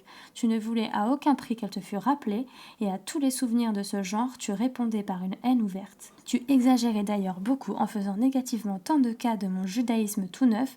D'abord, il était gros de ta malédiction, et ensuite les relations avec autrui jouaient un rôle décisif dans son évolution. Dans mon cas donc, un rôle mortel. Tu as touché plus juste en concevant de l'aversion pour mon activité littéraire, ainsi que pour tout ce qui s'y rattachait et dont tu ne savais rien. Là, je m'étais effectivement éloignée de toi, tout seul, sur un bout de chemin. Encore que ce fût un peu à la manière du ver qui, le derrière écrasé par un pied, cède du devant de son corps pour se dégager et se traîner à l'écart. J'étais en quelque façon hors d'atteinte, je recommençais à respirer. Exceptionnellement, la répugnance que tu ne manquas pas de montrer d'emblée pour mon activité littéraire comme pour le reste me fut agréable. Ma vanité, mon ambition avaient certes à souffrir de l'accueil devenu célèbre parmi nous que tu faisais à mes livres. Pose-le sur la table de nuit. Lorsqu'il arrivait un livre, en effet, tu jouais généralement aux cartes. Mais au fond, je m'en trouvais bien, non seulement à cause de mon attitude de revendication méchante, non seulement parce que je me réjouissais de voir ma conception de nos rapports une fois de plus confirmée, mais aussi tout à fait spontanément parce que cette formule me paraissait signifier à peu près « maintenant tu es libre ». Bien entendu, c'était là une illusion. Je n'étais pas, ou dans le meilleur des cas, pas encore libre. Dans mes livres, il s'agissait de toi. Je ne pouvais que m'y plaindre de ce dont je ne pouvais me plaindre sur ta poitrine. C'était un adieu que je te disais, un adieu intentionnellement traîné en longueur, mais qui, s'il m'était imposé par toi, avait lieu dans un sens déterminé par moi. Mais comme tout cela était peu de choses, Si cela vaut la peine d'en parler, c'est uniquement parce que cela s'est passé dans ma vie. Ailleurs, il n'y aurait rien à en retenir. Mais aussi parce que ce qui a été pressentiment dans mon enfance, espoir plus tard et plus tard encore bien souvent désespoir, a régné sur toute ma vie et, si l'on veut, une fois de plus en empruntant ton visage, m'a dicté mes quelques petites décisions. Ainsi, le choix d'une profession. Avec les vues larges et même la patience que tu avais dans cet ordre d'idées, tu m'as laissé entièrement libre. Il est vrai qu'en cela, tu te conformais aussi au comportement général, déterminant pour toi, de la petite bourgeoisie juive à l'égard de ses fils, ou que, pour le moins, tu adoptais les jugements de valeur ayant cours dans cette classe sociale. La décision fut encore influencée, en définitive, par l'une de tes erreurs habituelles sur ma personne. De tout temps, en effet, ton orgueil paternel, ton ignorance de mon existence véritable et certaines déductions que tu tirais de la fragilité de ma santé t'ont amené à me croire particulièrement travailleur. Étant enfant, selon toi, je n'ai pas cessé d'étudier et plus tard, je n'ai pas cessé d'écrire. Or, ceci est bien loin d'être exact. En exagérant beaucoup moins, on pourrait dire au contraire que je n'ai guère étudié et rien appris du tout. Il n'y a vraiment rien d'extraordinaire à ce que, avec une mémoire moyenne et une intelligence qui n'étaient pas des plus médiocres, il me soit resté quelques bribes de ce que j'ai appris tout au long de ces années. Quoi qu'il en soit, comparé à ma dépense de temps et d'argent au milieu d'une vie paisible et extérieurement sans souci, comparé surtout au savoir de presque tous les gens que je connais, la somme de mes connaissances et surtout de ce qui en fait la base est absolument pitoyable. C'est pitoyable, mais compréhensible par moi. Depuis que je suis en mesure de penser, l'affirmation de mon existence spirituelle m'a donné des soucis tellement graves que tout le reste m'a été indifférent. Chez nous, les lycéens juifs tombent facilement dans la bizarrerie. On trouve parmi eux les types les plus invraisemblables, mais cette indifférence qui était la mienne, cette indifférence froide, à peine déguisée et inaltérable, brutalement contente d'elle-même qui, chez un enfant déjà suffisamment fantasque en soi, mais froidement fantasque, se condamnait elle-même à l'impuissance et allait jusqu'au ridicule, je ne l'ai plus jamais rencontrée nulle part. Il faut bien dire aussi que dans mon cas, elle était l'unique protection possible contre un délabrement nerveux provoqué par l'angoisse et le sentiment de culpabilité. Absorbée, je ne l'étais que par mon inquiétude au sujet de ma propre personne, mais cette inquiétude affectait les formes les plus diverses. Par exemple, je m'inquiétais de ma santé. Cela a commencé de façon anodine. J'étais pris ça et là d'une légère crainte à propos de troubles digestifs, de la perte de quelques cheveux, d'une déviation de la colonne vertébrale, et ainsi de suite. Puis cela s'aggrava suivant d'innombrables degrés, pour finir par une vraie maladie. Mais comme je n'étais sûre de rien, comme j'attendais de chaque instant une nouvelle confirmation de mon existence, comme il n'y avait rien qui fût en ma possession réelle, incontestable, exclusive et déterminée par moi seule, sans équivoque, comme j'étais, en somme, un fils déshérité, je me pris à douter aussi de ce qui m'était le plus proche, de mon propre corps. Je poussais tout en hauteur, mais je ne sus que faire de mon corps. La charge était trop lourde, mon dos se voûta, j'osais à peine bouger, encore moins faire de la gymnastique. Je restais faible, j'admirais comme une merveille ce dont je disposais encore. Ma bonne digestion, par exemple, c'était suffisant pour la perdre. Et c'est ainsi que le chemin de l'hypocondrie se trouva libre jusqu'au moment où, épuisé par l'effort surhumain que m'imposait ma volonté de me marier, je me mis à cracher le sang. Résultat qu'on peut sans doute attribuer pour une bonne part à mon logement du palais Schönborn et que je peux mentionner dans cette lettre puisque si j'ai tenu à avoir ce logement, c'est uniquement parce que je le croyais nécessaire à mon travail littéraire. Tout cela n'a donc pas été provoqué par un excès de travail, ainsi que tu te l'es toujours imaginé. Et il y a eu des années où, en pleine santé, j'ai passé plus de temps à traîner sur le canapé que tu ne l'as jamais fait dans ta vie entière en comptant toutes tes maladies. Quand je te quittais en courant, l'air excessivement affairé, c'était généralement pour aller me coucher dans la chambre. La somme totale de travail que j'ai produite tant à la maison qu'au bureau, où certes la paresse n'attire guère l'attention et la mienne était tenue en lisière par mon caractère timoré, est infime. Si tu en avais un aperçu, tu serais épouvanté. Il est probable que la paresse n'était pas dans ma nature, mais je n'avais rien à faire. Là où je vivais, j'étais rejetée, condamnée, écrasée. Et quoique je fisse vraiment les efforts les plus désespérés pour trouver un refuge ailleurs, ce n'était pas là un travail. Il s'agissait d'une tâche impossible qui, à quelques petites exceptions près, n'était pas à la mesure de mes forces. C'est donc dans cet état que je fus laissée libre de choisir une profession. Mais avais-je encore l'usage d'une pareille liberté ? Avais-je donc encore assez de confiance en moi pour accéder à une profession véritable ? Mon appréciation de moi-même était beaucoup plus dépendante de toi que de n'importe quoi d'autre, d'un succès extérieur par exemple. C'est donc dans cet état que je fus laissée libre de choisir une profession. Mais avais-je encore l'usage d'une pareille liberté ? Avais-je donc encore assez de confiance en moi pour accéder à une profession véritable ? Mon appréciation de moi-même était beaucoup plus dépendante de toi que de n'importe quoi d'autre, d'un succès extérieur par exemple. Le succès n'était que le réconfort d'un instant, rien de plus, mais de l'autre côté, ton poids m'entraînait de plus en plus lourdement. Jamais, pensais-je, je ne passerais l'examen de première classe à l'école communale. Mais je le passais, j'avais même un prix. Dans ce cas, je serais certainement refusée à l'examen d'entrée du lycée, mais j'étais reçue. Maintenant, j'étais sûre d'échouer en première du lycée, mais je n'échouais pas et je continuais à monter de classe. Cependant, je n'en tirais aucune raison d'espoir. Au contraire, j'étais toujours convaincue, et le désaveu que je lisais sur ton visage m'en fournissait bel et bien la preuve que plus j'avais de succès et plus l'issue serait finalement désastreuse. Je voyais souvent en pensée la terrible assemblée des professeurs. Le lycée n'est ici que l'exemple le plus conforme à l'ensemble, mais tout se passait de façon analogue autour de moi, qui, lorsque j'aurais passé avec succès l'examen de première, puis de seconde, se réuniraient en seconde, puis en troisième, etc., pour examiner ce cas unique et révoltant et découvrir comment j'avais pu, moi, le plus incapable et en tout cas le plus ignorant de tous, arriver sournoisement jusqu'à une pareille hauteur, jusqu'à cette classe qui, maintenant que l'attention générale était attirée sur moi, allait naturellement me vomir aussitôt, au milieu de l'allégresse de tous les justes délivrés de ce cauchemar. Il n'est pas facile pour un enfant de vivre avec de pareilles idées. Dans ces conditions, que m'importait l'enseignement ? L'enseignement, et non seulement l'enseignement, mais tout ce qu'il y avait autour de moi à cet âge décisif, m'intéressait à peu près autant que les petites transactions courantes qu'il a encore à effectuer en qualité d'employé de banque peuvent intéresser un fraudeur qui est encore en place et tremble d'être découvert. Tout était si petit, si lointain à côté de l'essentiel. Cela continua jusqu'à l'examen de maturité que, cette fois, je passais vraiment en partie par fraude, puis ce fut la fin. Maintenant, j'étais libre. Si, en dépit de la contrainte du lycée, je ne m'étais jamais soucié que de moi, qu'allait être maintenant que j'étais libre ? Il ne pouvait donc y avoir aucune liberté véritable pour moi dans le choix d'une profession. Je me disais, en face de l'essentiel, tout me sera aussi indifférent que les matières étudiées au lycée. Il s'agit donc de trouver la profession qui, sans blesser par trop mon amour-propre, autorisera le mieux mon indifférence. Ainsi, les études de droit allaient de soi. De petits essais contraires, suggérés par la vanité et un espoir absurde, tels que des études de chimie, qui ont duré 15 jours, et des études d'allemand, qui ont duré 6 mois, ne firent que me fortifier dans ma conviction de principe. Je fis donc des études de droit, c'est-à-dire que, m'épuisant sérieusement les nerfs pendant les quelques mois qui précédaient les examens, je me suis nourrie spirituellement d'une sciure de bois que, pour comble, des milliers de bouches avaient déjà mâché pour moi. Mais en un sens, c'était justement cela qui était de mon goût, comme auparavant au lycée, plus tard au bureau, car tout cela était parfaitement conforme à ma situation. Sur ce point, en tout cas, j'ai montré une étonnante faculté de prévision. Dès l'enfance, j'ai eu des pressentiments assez clairs touchant mes études et ma profession. Je n'attendais pas le salut de ce côté-là. J'avais renoncé depuis longtemps à le trouver par cette voie. En revanche, je n'ai montré aucune espèce de clairvoyance en ce qui concerne le mariage, sans importance et sa possibilité pour moi. Ce qui est jusqu'ici le plus grand effroi de ma vie s'est emparé de moi presque à l'improviste. L'enfant avait eu un développement si lent qu'au dehors il resta tout à fait à l'écart de ces sortes de préoccupations. De temps à autre, la nécessité d'y penser s'imposait, mais rien ne pouvait laisser prévoir qu'elle lui préparait une épreuve constante et décisive, la plus inexorable de toutes. En fait, pourtant, mes tentatives de mariage ont donné naissance à la plus grandiose, à la plus prometteuse des tentatives de libération.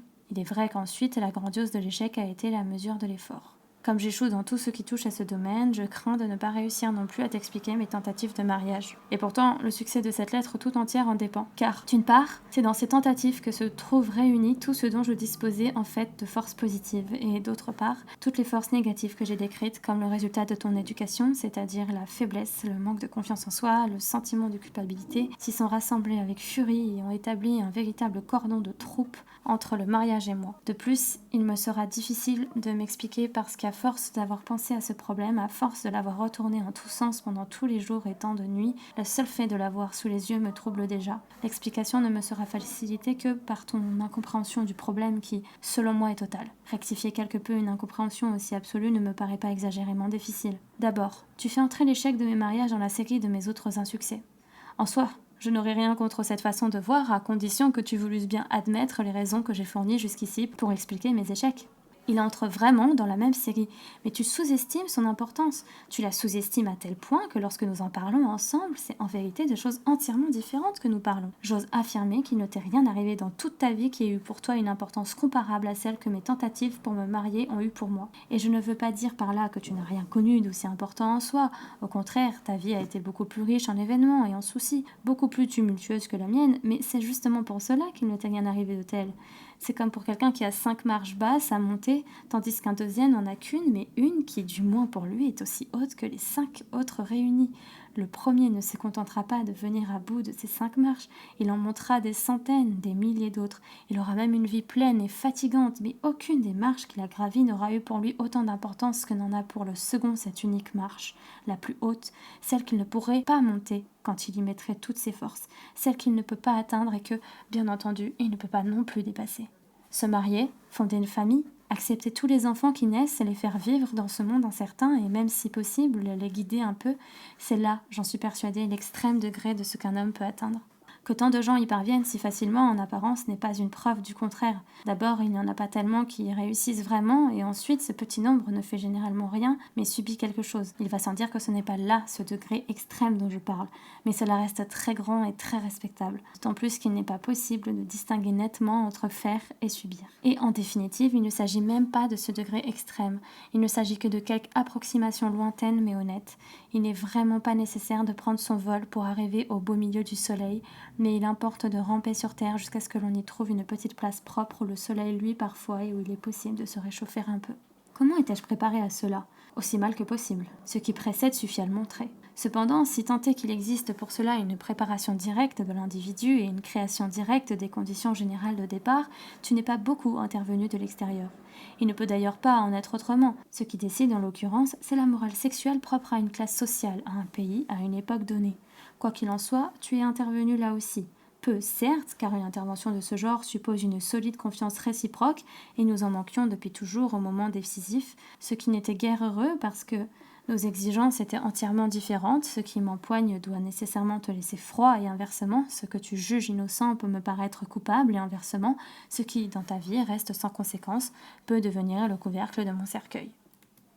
Je me rappelle un soir où j'ai fait une promenade avec toi et maman, c'était sur la Josephplatz, près de l'endroit où se trouve aujourd'hui la Landesbank. Je commençais à parler de choses intéressantes et je le fis bêtement sur un ton vantard, en affichant un air supérieur, de la fierté, de l'indifférence, ce qui était faux, de la froideur, ce qui était vrai, et en bégayant comme je le faisais généralement quand je te parlais. Je vous fis des reproches parce que vous m'aviez laissé dans l'ignorance, parce que mes camarades de classe avaient été les premiers à se charger de m'instruire et que j'avais côtoyé de grands dangers. Là, je mentais à ma manière effrontément, à seule fin de me montrer courageux, ma timidité m'empêchant d'avoir une idée plus précise des grands dangers en question. Et pour conclure, je vous fis comprendre que maintenant, j'étais par bonheur instruit de tout, que je n'avais plus besoin de conseils et que tout était rentré dans l'ordre. Si j'avais abordé ce sujet, c'était d'abord pour avoir au moins le plaisir d'en parler, ensuite par curiosité, et enfin pour me venger de je ne sais quoi sur vous. Tu pris cela selon ton caractère, fort simplement, et tu te bornas à dire que tu pouvais me donner conseil pour me permettre de pratiquer ces choses sans danger. Peut-être avais-je justement voulu t'arracher une réponse de ce genre. Elle s'accordait bien à la lascivité d'un garçon bourré de viande, gavé de toutes les bonnes choses, physiquement inactif et perpétuellement occupé de soi-même, mais ma pudeur extérieure en fut, ou tout au moins s'en crut si gravement offensée que, bien malgré moi, je me trouvai dans l'impossibilité de continuer à parler et rompis l'entretien avec une insolence hautaine. Il n'est pas facile de porter un jugement sur la réponse que tu me fis ce jour-là. D'un côté, il y a dans sa franchise quelque chose d'écrasant qui vient pour ainsi dire de temps immémoriaux, mais d'un autre côté, pour ce qui est de l'enseignement lui-même, elle révèle une absence de scrupules parfaitement moderne. Je ne sais pas quel âge je pouvais avoir alors, je n'avais sans doute pas beaucoup plus de 16 ans, et demeure que pour un adolescent tel que moi, c'était une singulière réponse, et quel ait été le premier précepte me venant de toi, qui impliqua directement une manière de vivre, mais bien en évidence la distance qui nous séparait, mais son sens véritable dont je ne pris à moitié conscience que bien plus tard, quoiqu'il se fût profondément imprimé en moi dès ce moment, était le suivant. À tes yeux, et combien plus encore selon mon sentiment d'alors, ce que tu me conseillais était la plus grande saleté qui se pût concevoir. Il était secondaire que tu prennes soin de ne pas laisser mon corps rapporter quelque chose de cette saleté chez toi. Par là, tu ne faisais que protéger ta maison et te protéger toi-même. L'essentiel, c'est bien plutôt que tu restais à l'extérieur de ton conseil, que tu restais un époux, un homme pur que ces choses-là ne pouvaient atteindre. Cela a eu des conséquences d'autant plus graves pour moi que le mariage lui-même me paraissait honteux et que je ne pouvais donc pas appliquer à mes parents les remarques abstraites que j'avais entendu faire à son sujet. Tu en fus encore plus pur à mes yeux, je te plaçais encore plus haut. Je ne pouvais concevoir qu'avant de te marier, par exemple, tu eusses pu te donner à toi-même semblable conseil. Ainsi, il ne restait sur toi presque aucune trace de boue terrestre. Et c'était justement toi qui, en me parlant franchement, me poussait à descendre dans la boue comme si je lui étais destinée. Si le monde ne se composait que de toi et de moi, ce que j'inclinais fort à croire, la pureté du monde finissait donc avec toi, et en vertu de ton conseil, la boue commençait avec moi. Cette condamnation était en soi vraiment incompréhensible. Je ne pouvais me l'expliquer que par une faute ancienne et par le plus profond mépris de ta part. Par là, j'étais une fois de plus touchée, et très durement, au centre le plus intime de mon être. C'est maintenant que se montre peut-être le plus clairement notre innocence commune. A donne à B un conseil sincère en accord avec sa conception de la vie. Conseil qui n'est pas très beau, mais qui se trouve aujourd'hui d'un usage tout à fait courant dans les villes et qui, de plus, est peut-être propre à écarter certaines choses dangereuses pour la santé. Moralement, ce conseil n'est pas très réconfortant pour B, mais avec le temps, pourquoi B ne surmonterait-il pas le mal qui lui est fait? Il n'est d'ailleurs nullement obligé de suivre le conseil, et en tout cas, le conseil à lui seul n'est pas un motif suffisant pour que B voie s'écrouler sur lui à peu près toute l'organisation de son avenir. C'est pourtant quelque chose de ce genre qui se produit, mais pour cette unique raison, justement, que tu es A et que je suis B. Ce qui me donne encore un bon aperçu de notre innocence réciproque, c'est le heurt qui s'est produit entre nous quelques 20 ans plus tard dans des circonstances tout à fait différentes et qui, s'il était atroce en tant que fait, comportait néanmoins infiniment moins de danger. Y avait-il, en effet, dans l'homme de 36 ans que j'étais alors, quelque chose qui pût encore être endommagé? Je pense ici au petit discours que tu m'as tenu un jour, à l'époque des journées mouvementées qui ont suivi l'annonce de mon dernier projet de mariage. Tu m'as dit à peu près, je suppose qu'elle a mis quelques corsages choisis avec recherche, comme les juifs de Prague s'entendent à le faire, et là-dessus, naturellement, tu as décidé de l'épouser. Et ceci, le plus vite possible. Dans une semaine, demain, aujourd'hui. Je ne te comprends pas. Tu es un homme adulte, tu vis dans une ville, et tu ne trouves pas d'autre solution que d'épouser sur le champ la première femme venue. N'y a-t-il vraiment pas d'autre possibilité? Si tu as peur de le faire toi-même, j'irai la voir avec toi.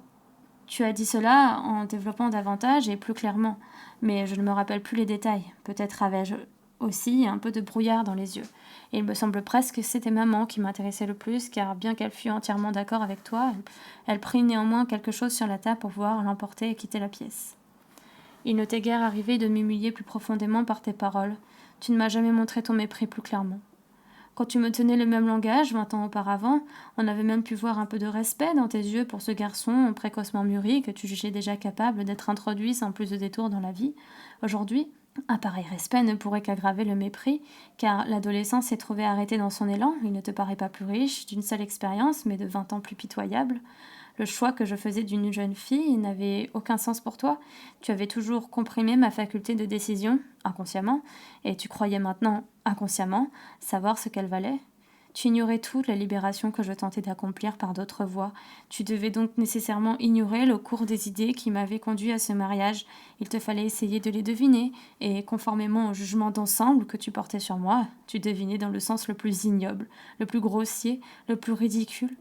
Et tu n'hésitais pas un seul instant à me le dire dans le langage correspondant. La honte que tu m'infligeais ainsi n'était rien pour toi en comparaison de celle que j'aurais infligée à ton nom en contractant ce mariage. Maintenant, il t'est loisible de me répondre bien des choses à cet égard, et c'est d'ailleurs ce que tu as fait.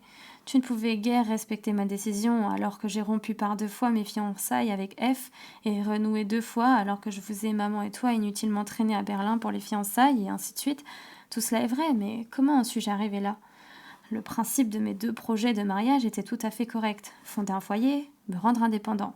C'est même une idée qui était sympathique, sauf que les choses se passaient en réalité comme dans ce jeu d'enfant où l'un tient la main de l'autre, la serre même et s'écrie en même temps. Mais va-t'en donc, pourquoi ne pars-tu pas? Ce qui, dans notre cas, se compliquait encore de la sincérité avec laquelle tu disais depuis toujours va-t'en donc. Puisque depuis toujours, c'est uniquement en vertu de ta nature que tu me tiens, ou plus exactement que tu me maintiens en ton pouvoir.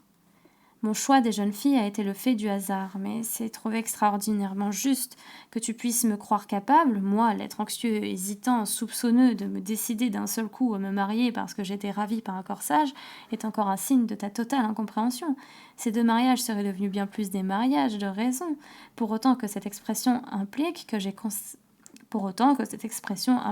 consacré toute ma faculté de penser à en former le projet jour et nuit, la première fois pendant des années, la seconde fois pendant des mois. Ni l'une ni l'autre des jeunes filles ne m'a déçue. Je les ai déçues toutes les deux.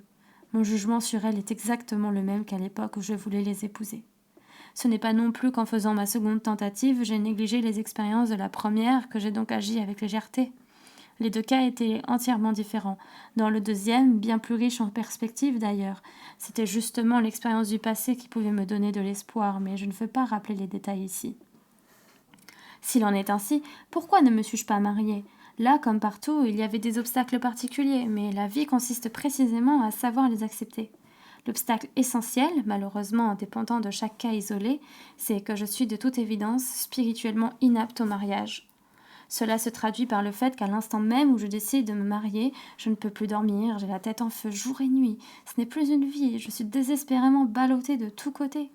Ce ne sont pas, à proprement parler, les soucis qui provoquent cet état, bien que, répondant à mon humeur sombre et à ma méticulosité, d'innombrables soucis ne laissent pas non plus de s'y glisser.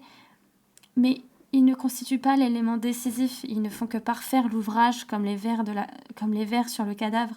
Le coup définitif m'est porté par autre chose. Et c'est l'oppression générale qui naît de mon angoisse, de ma faiblesse, de mon mépris de moi-même. Je vais essayer de serrer l'explication de plus près.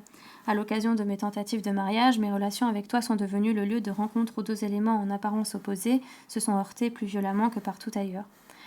Le mariage fournit assurément la garantie de l'indépendance et de la plus rigoureuse libération de soi-même. J'aurai une famille, ce qui est d'après moi ce qu'on peut atteindre de plus élevé, et par conséquent ce que tu as atteint de plus élevé toi-même, je serai ton égal. Ce qu'il y a entre nous de tyrannie, de honte ancienne et éternellement nouvelle n'appartiendrait plus désormais qu'à l'histoire. Ce serait évidemment un beau conte de fées, mais voilà justement le point douteux. C'est trop. C'est trop. On ne peut pas espérer en obtenir autant. Il en va comme pour un prisonnier qui a l'intention de s'évader, ce qui serait peut-être réalisable, mais projette aussi, et ceci en même temps, de transformer la prison en château de plaisance à son propre usage. Mais s'il veut s'évader, il ne peut pas entreprendre la transformation, et s'il l'entreprend, il ne peut pas s'évader.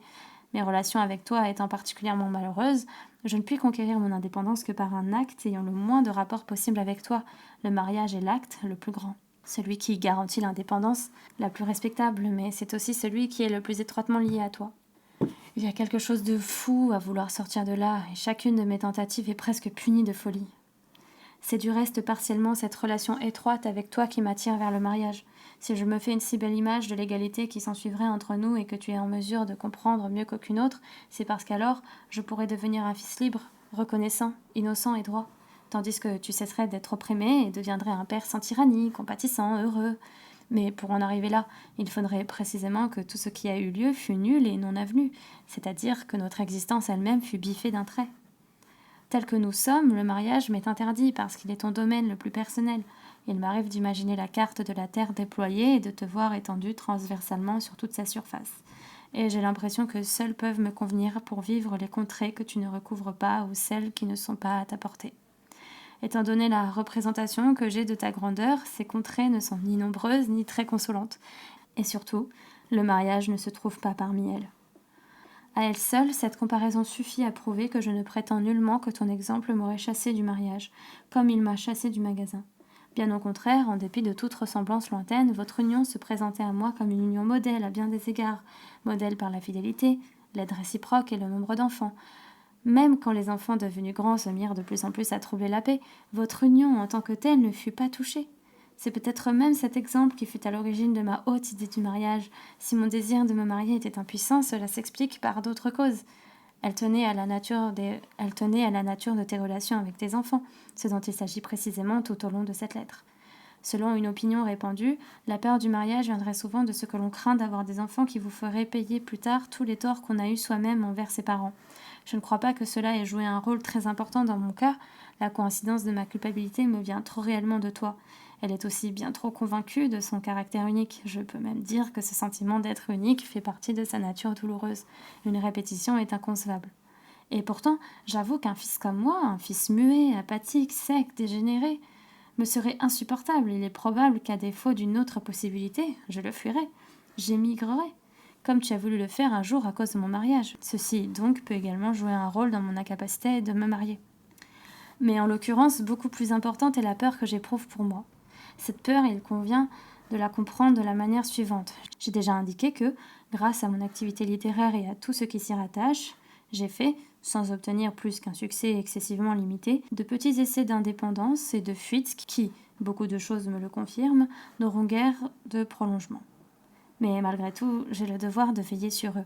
Ou pour mieux dire, ma vie consiste à veiller sur eux, à les préserver de tout danger contre lequel je puis les défendre, et même de toute éventualité de danger. Le mariage comporte une telle éventualité, ainsi que celle d'un encouragement d'ailleurs, mais il me suffit que l'éventualité du danger existe. Qu'adviendrait-il de moi si c'était tout de même un danger ? Comment pourrais-je continuer à vivre dans le mariage avec ce sentiment impossible à prouver sans doute, mais assurément irréfutable ? Face à ce problème, je puis bien hésiter, mais l'issue est certaine, il me faut renoncer. La métaphore du moineau dans la main et du pigeon sur le toit ne s'applique que de fort loin à mon cas. Dans la main, je n'ai rien, sur le toit, il y a tout, et pourtant il me faut, ce sont les conditions de la lutte et les besoins de la vie qui en décident ainsi, choisir le rien. Et c'est bien d'une manière analogue que j'ai dû choisir ma profession. Mais l'obstacle essentiel à mon mariage, c'est la conviction, maintenant indéracinable, que pour pourvoir à la suffisance d'une famille et combien plus encore pour en être vraiment le chef, il faut avoir toutes ces qualités que j'ai reconnues en toi. Bonnes et mauvaises prises ensemble telles qu'elles se trouvent organiquement réunies dans ta personne, c'est-à-dire de la force et du mépris pour les autres, de la santé et d'une certaine démesure, de l'élégant. Mais l'obstacle essentiel à mon mariage, c'est la conviction, maintenant indéracinable, que pour pouvoir... Mais l'obstacle essentiel à mon mariage, c'est la conviction maintenant indéracinable que pour pourvoir à la suffisance d'une famille et combien plus encore pour en être vraiment le chef, il faut avoir toutes ces qualités que j'ai reconnues en toi. Bonnes et mauvaises prises ensemble, telles qu'elles se trouvent organiquement réunies dans ta personne, c'est-à-dire de la force et du mépris pour les autres, de la santé et une certaine démesure, de l'éloquence et un caractère intraitable, de la confiance en soi et de l'insatisfaction à l'égard de tout ce qui n'est pas soi, un sentiment de supériorité sur le monde et de la tyrannie, une connaissance des hommes et de la méfiance, une connaissance des hommes et de la méfiance à l'endroit de la plupart d'entre eux, à quoi s'ajoutent des qualités entièrement positives, telles que l'assiduité, l'assurance, la présence d'esprit, l'ignorance de la peur. Par comparaison, je n'avais presque rien ou que fort peu de tout cela, et c'est avec ce peu que j'aurais osé me marier, moi, alors que je te voyais, toi, lutter durement dans le mariage, et même faire faillite en ce qui concernait et même faire faillite en ce qui concernait tes enfants. Cette question, il va sans dire que je ne me la posais pas plus expressément que je n'y répondais. Si je l'avais fait, le sens commun aurait pris la chose à son compte et m'aurait montré des hommes qui, pour différents de toi qu'ils fussent, se sont pourtant mariés. L'oncle Richard, pour n'en citer qu'un dans ton entourage. Et dont le moins qu'on puisse dire, c'est que le mariage ne les a pas écrasés, ce qui est déjà beaucoup et m'aurait amplement suffi. Mais cette question, justement, je ne la posais pas. Je l'ai vécue dès mon enfance. Je n'avais pas attendu le mariage pour me mettre à l'épreuve. Je l'avais fait à propos de n'importe quelle bagatelle. Mais à l'occasion de chaque bagatelle, tu m'as persuadé de mon incapacité, de la manière que j'ai essayé de décrire par ton exemple et ton éducation. Et ce qui était vrai et te donnait raison lorsqu'il s'agissait d'une bagatelle devait bien entendu être monstrueusement vrai quand il s'agissait de la chose la plus grave, de mon mariage. Jusqu'au moment où j'ai tenté de me marier, j'ai vécu comme un homme d'affaires qui vit au jour le jour, qui est certes accablé de soucis et de sombres pressentiments, mais ne tient pas pour autant une comptabilité rigoureuse. Il a quelques petits bénéfices qu'il ne cesse de couver et d'exagérer à en penser en raison de leur rareté, mais pour le reste, il est chaque jour en déficit. Tout est porté sur les livres, mais on ne fait pas de bilan. Te voilà maintenant forcé d'en venir au bilan, c'est-à-dire à une tentative de mariage. Et à cause des sommes considérables sur lesquelles il faut opérer, tout se passe comme s'il n'y avait toujours eu qu'une seule grande dette et jamais le moindre gain. Va donc te marier sans devenir fou. Tel est l'aboutissement de la vie que j'ai menée auprès de toi jusqu'ici. Telles sont les perspectives qu'elle implique pour l'avenir. Si tu avais un jugement d'ensemble sur ce qui, à mon sens, explique la peur que tu m'inspires, tu pourrais me répondre: Tu prétends qu'en expliquant mes rapports avec toi par ta seule culpabilité, je me rends la tâche facile, moi. Je crois qu'en dépit de tes efforts apparents, tu te fais les choses pour le moins aussi faciles, mais qu'en outre tu t'arranges pour les rendre beaucoup plus lucratives. Tu te décharges de toute faute et de toute responsabilité. En cela donc, notre procédé est le même. Mais tandis qu'ensuite, tout aussi franc en parole qu'en pensée, je rejette entièrement la faute sur toi, tu tiens à en montrer un surcroît d'intelligence et de délicatesse en m'absolvant moi aussi de toute faute. Bien entendu, tu n'y parviens qu'en apparence. Tu n'en veux d'ailleurs pas davantage. Et malgré toutes tes phrases sur ce que tu appelles façon d'être, tempérament, contradiction, détresse, il apparaît entre les lignes qu'en réalité, j'ai été l'agresseur, alors que dans tout ce que tu as fait, tu n'as jamais agi que pour ta propre défense. Parvenu à ce point, tu aurais donc, grâce à ta duplicité, obtenu un assez beau résultat puisque tu as démontré 3 choses.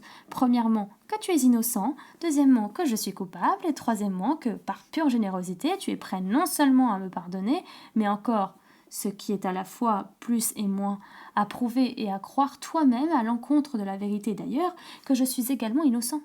Cela pourrait te suffire, mais cela ne te suffit pas encore. C'est qu'en effet tu t'es mis en tête de vivre entièrement et absolument à mes dépens. Je t'accorde que nous luttons l'un contre l'autre, mais il y a 2 sortes de combats. Le combat chevaleresque, où des adversaires libres mesurent leurs forces et chacun reste seul, perd ou gagne par ses propres moyens, et le combat du parasite, qui non seulement pique, mais encore assure sa subsistance en suçant le sang des autres.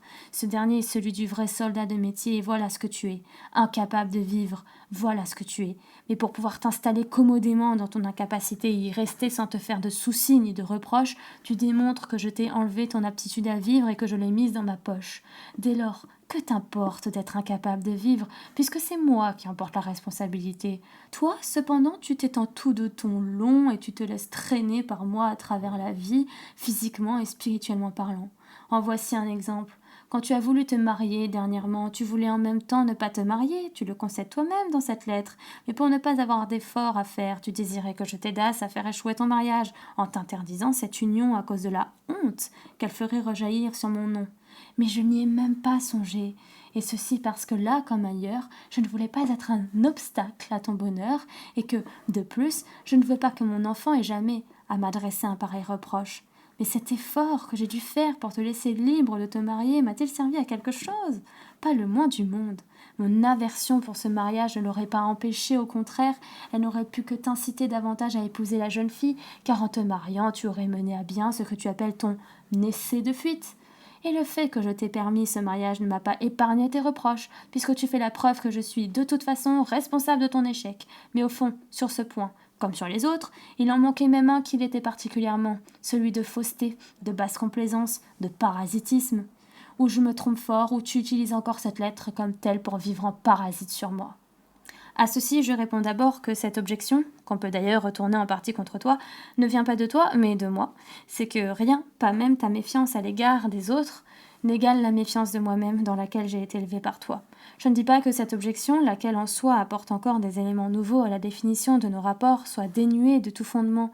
Il est clair que les choses réelles ne peuvent pas s'assembler comme les preuves dans ma lettre. La vie est plus qu'un jeu de patience, mais avec le correctif apporté par l'objection, correctif que je ne peux ni ne veux exposer en détail, il me semble qu'on arrive malgré tout à un résultat approchant d'assez près la vérité pour nous apaiser un peu et nous rendre à tous deux la vie et la mort plus faciles.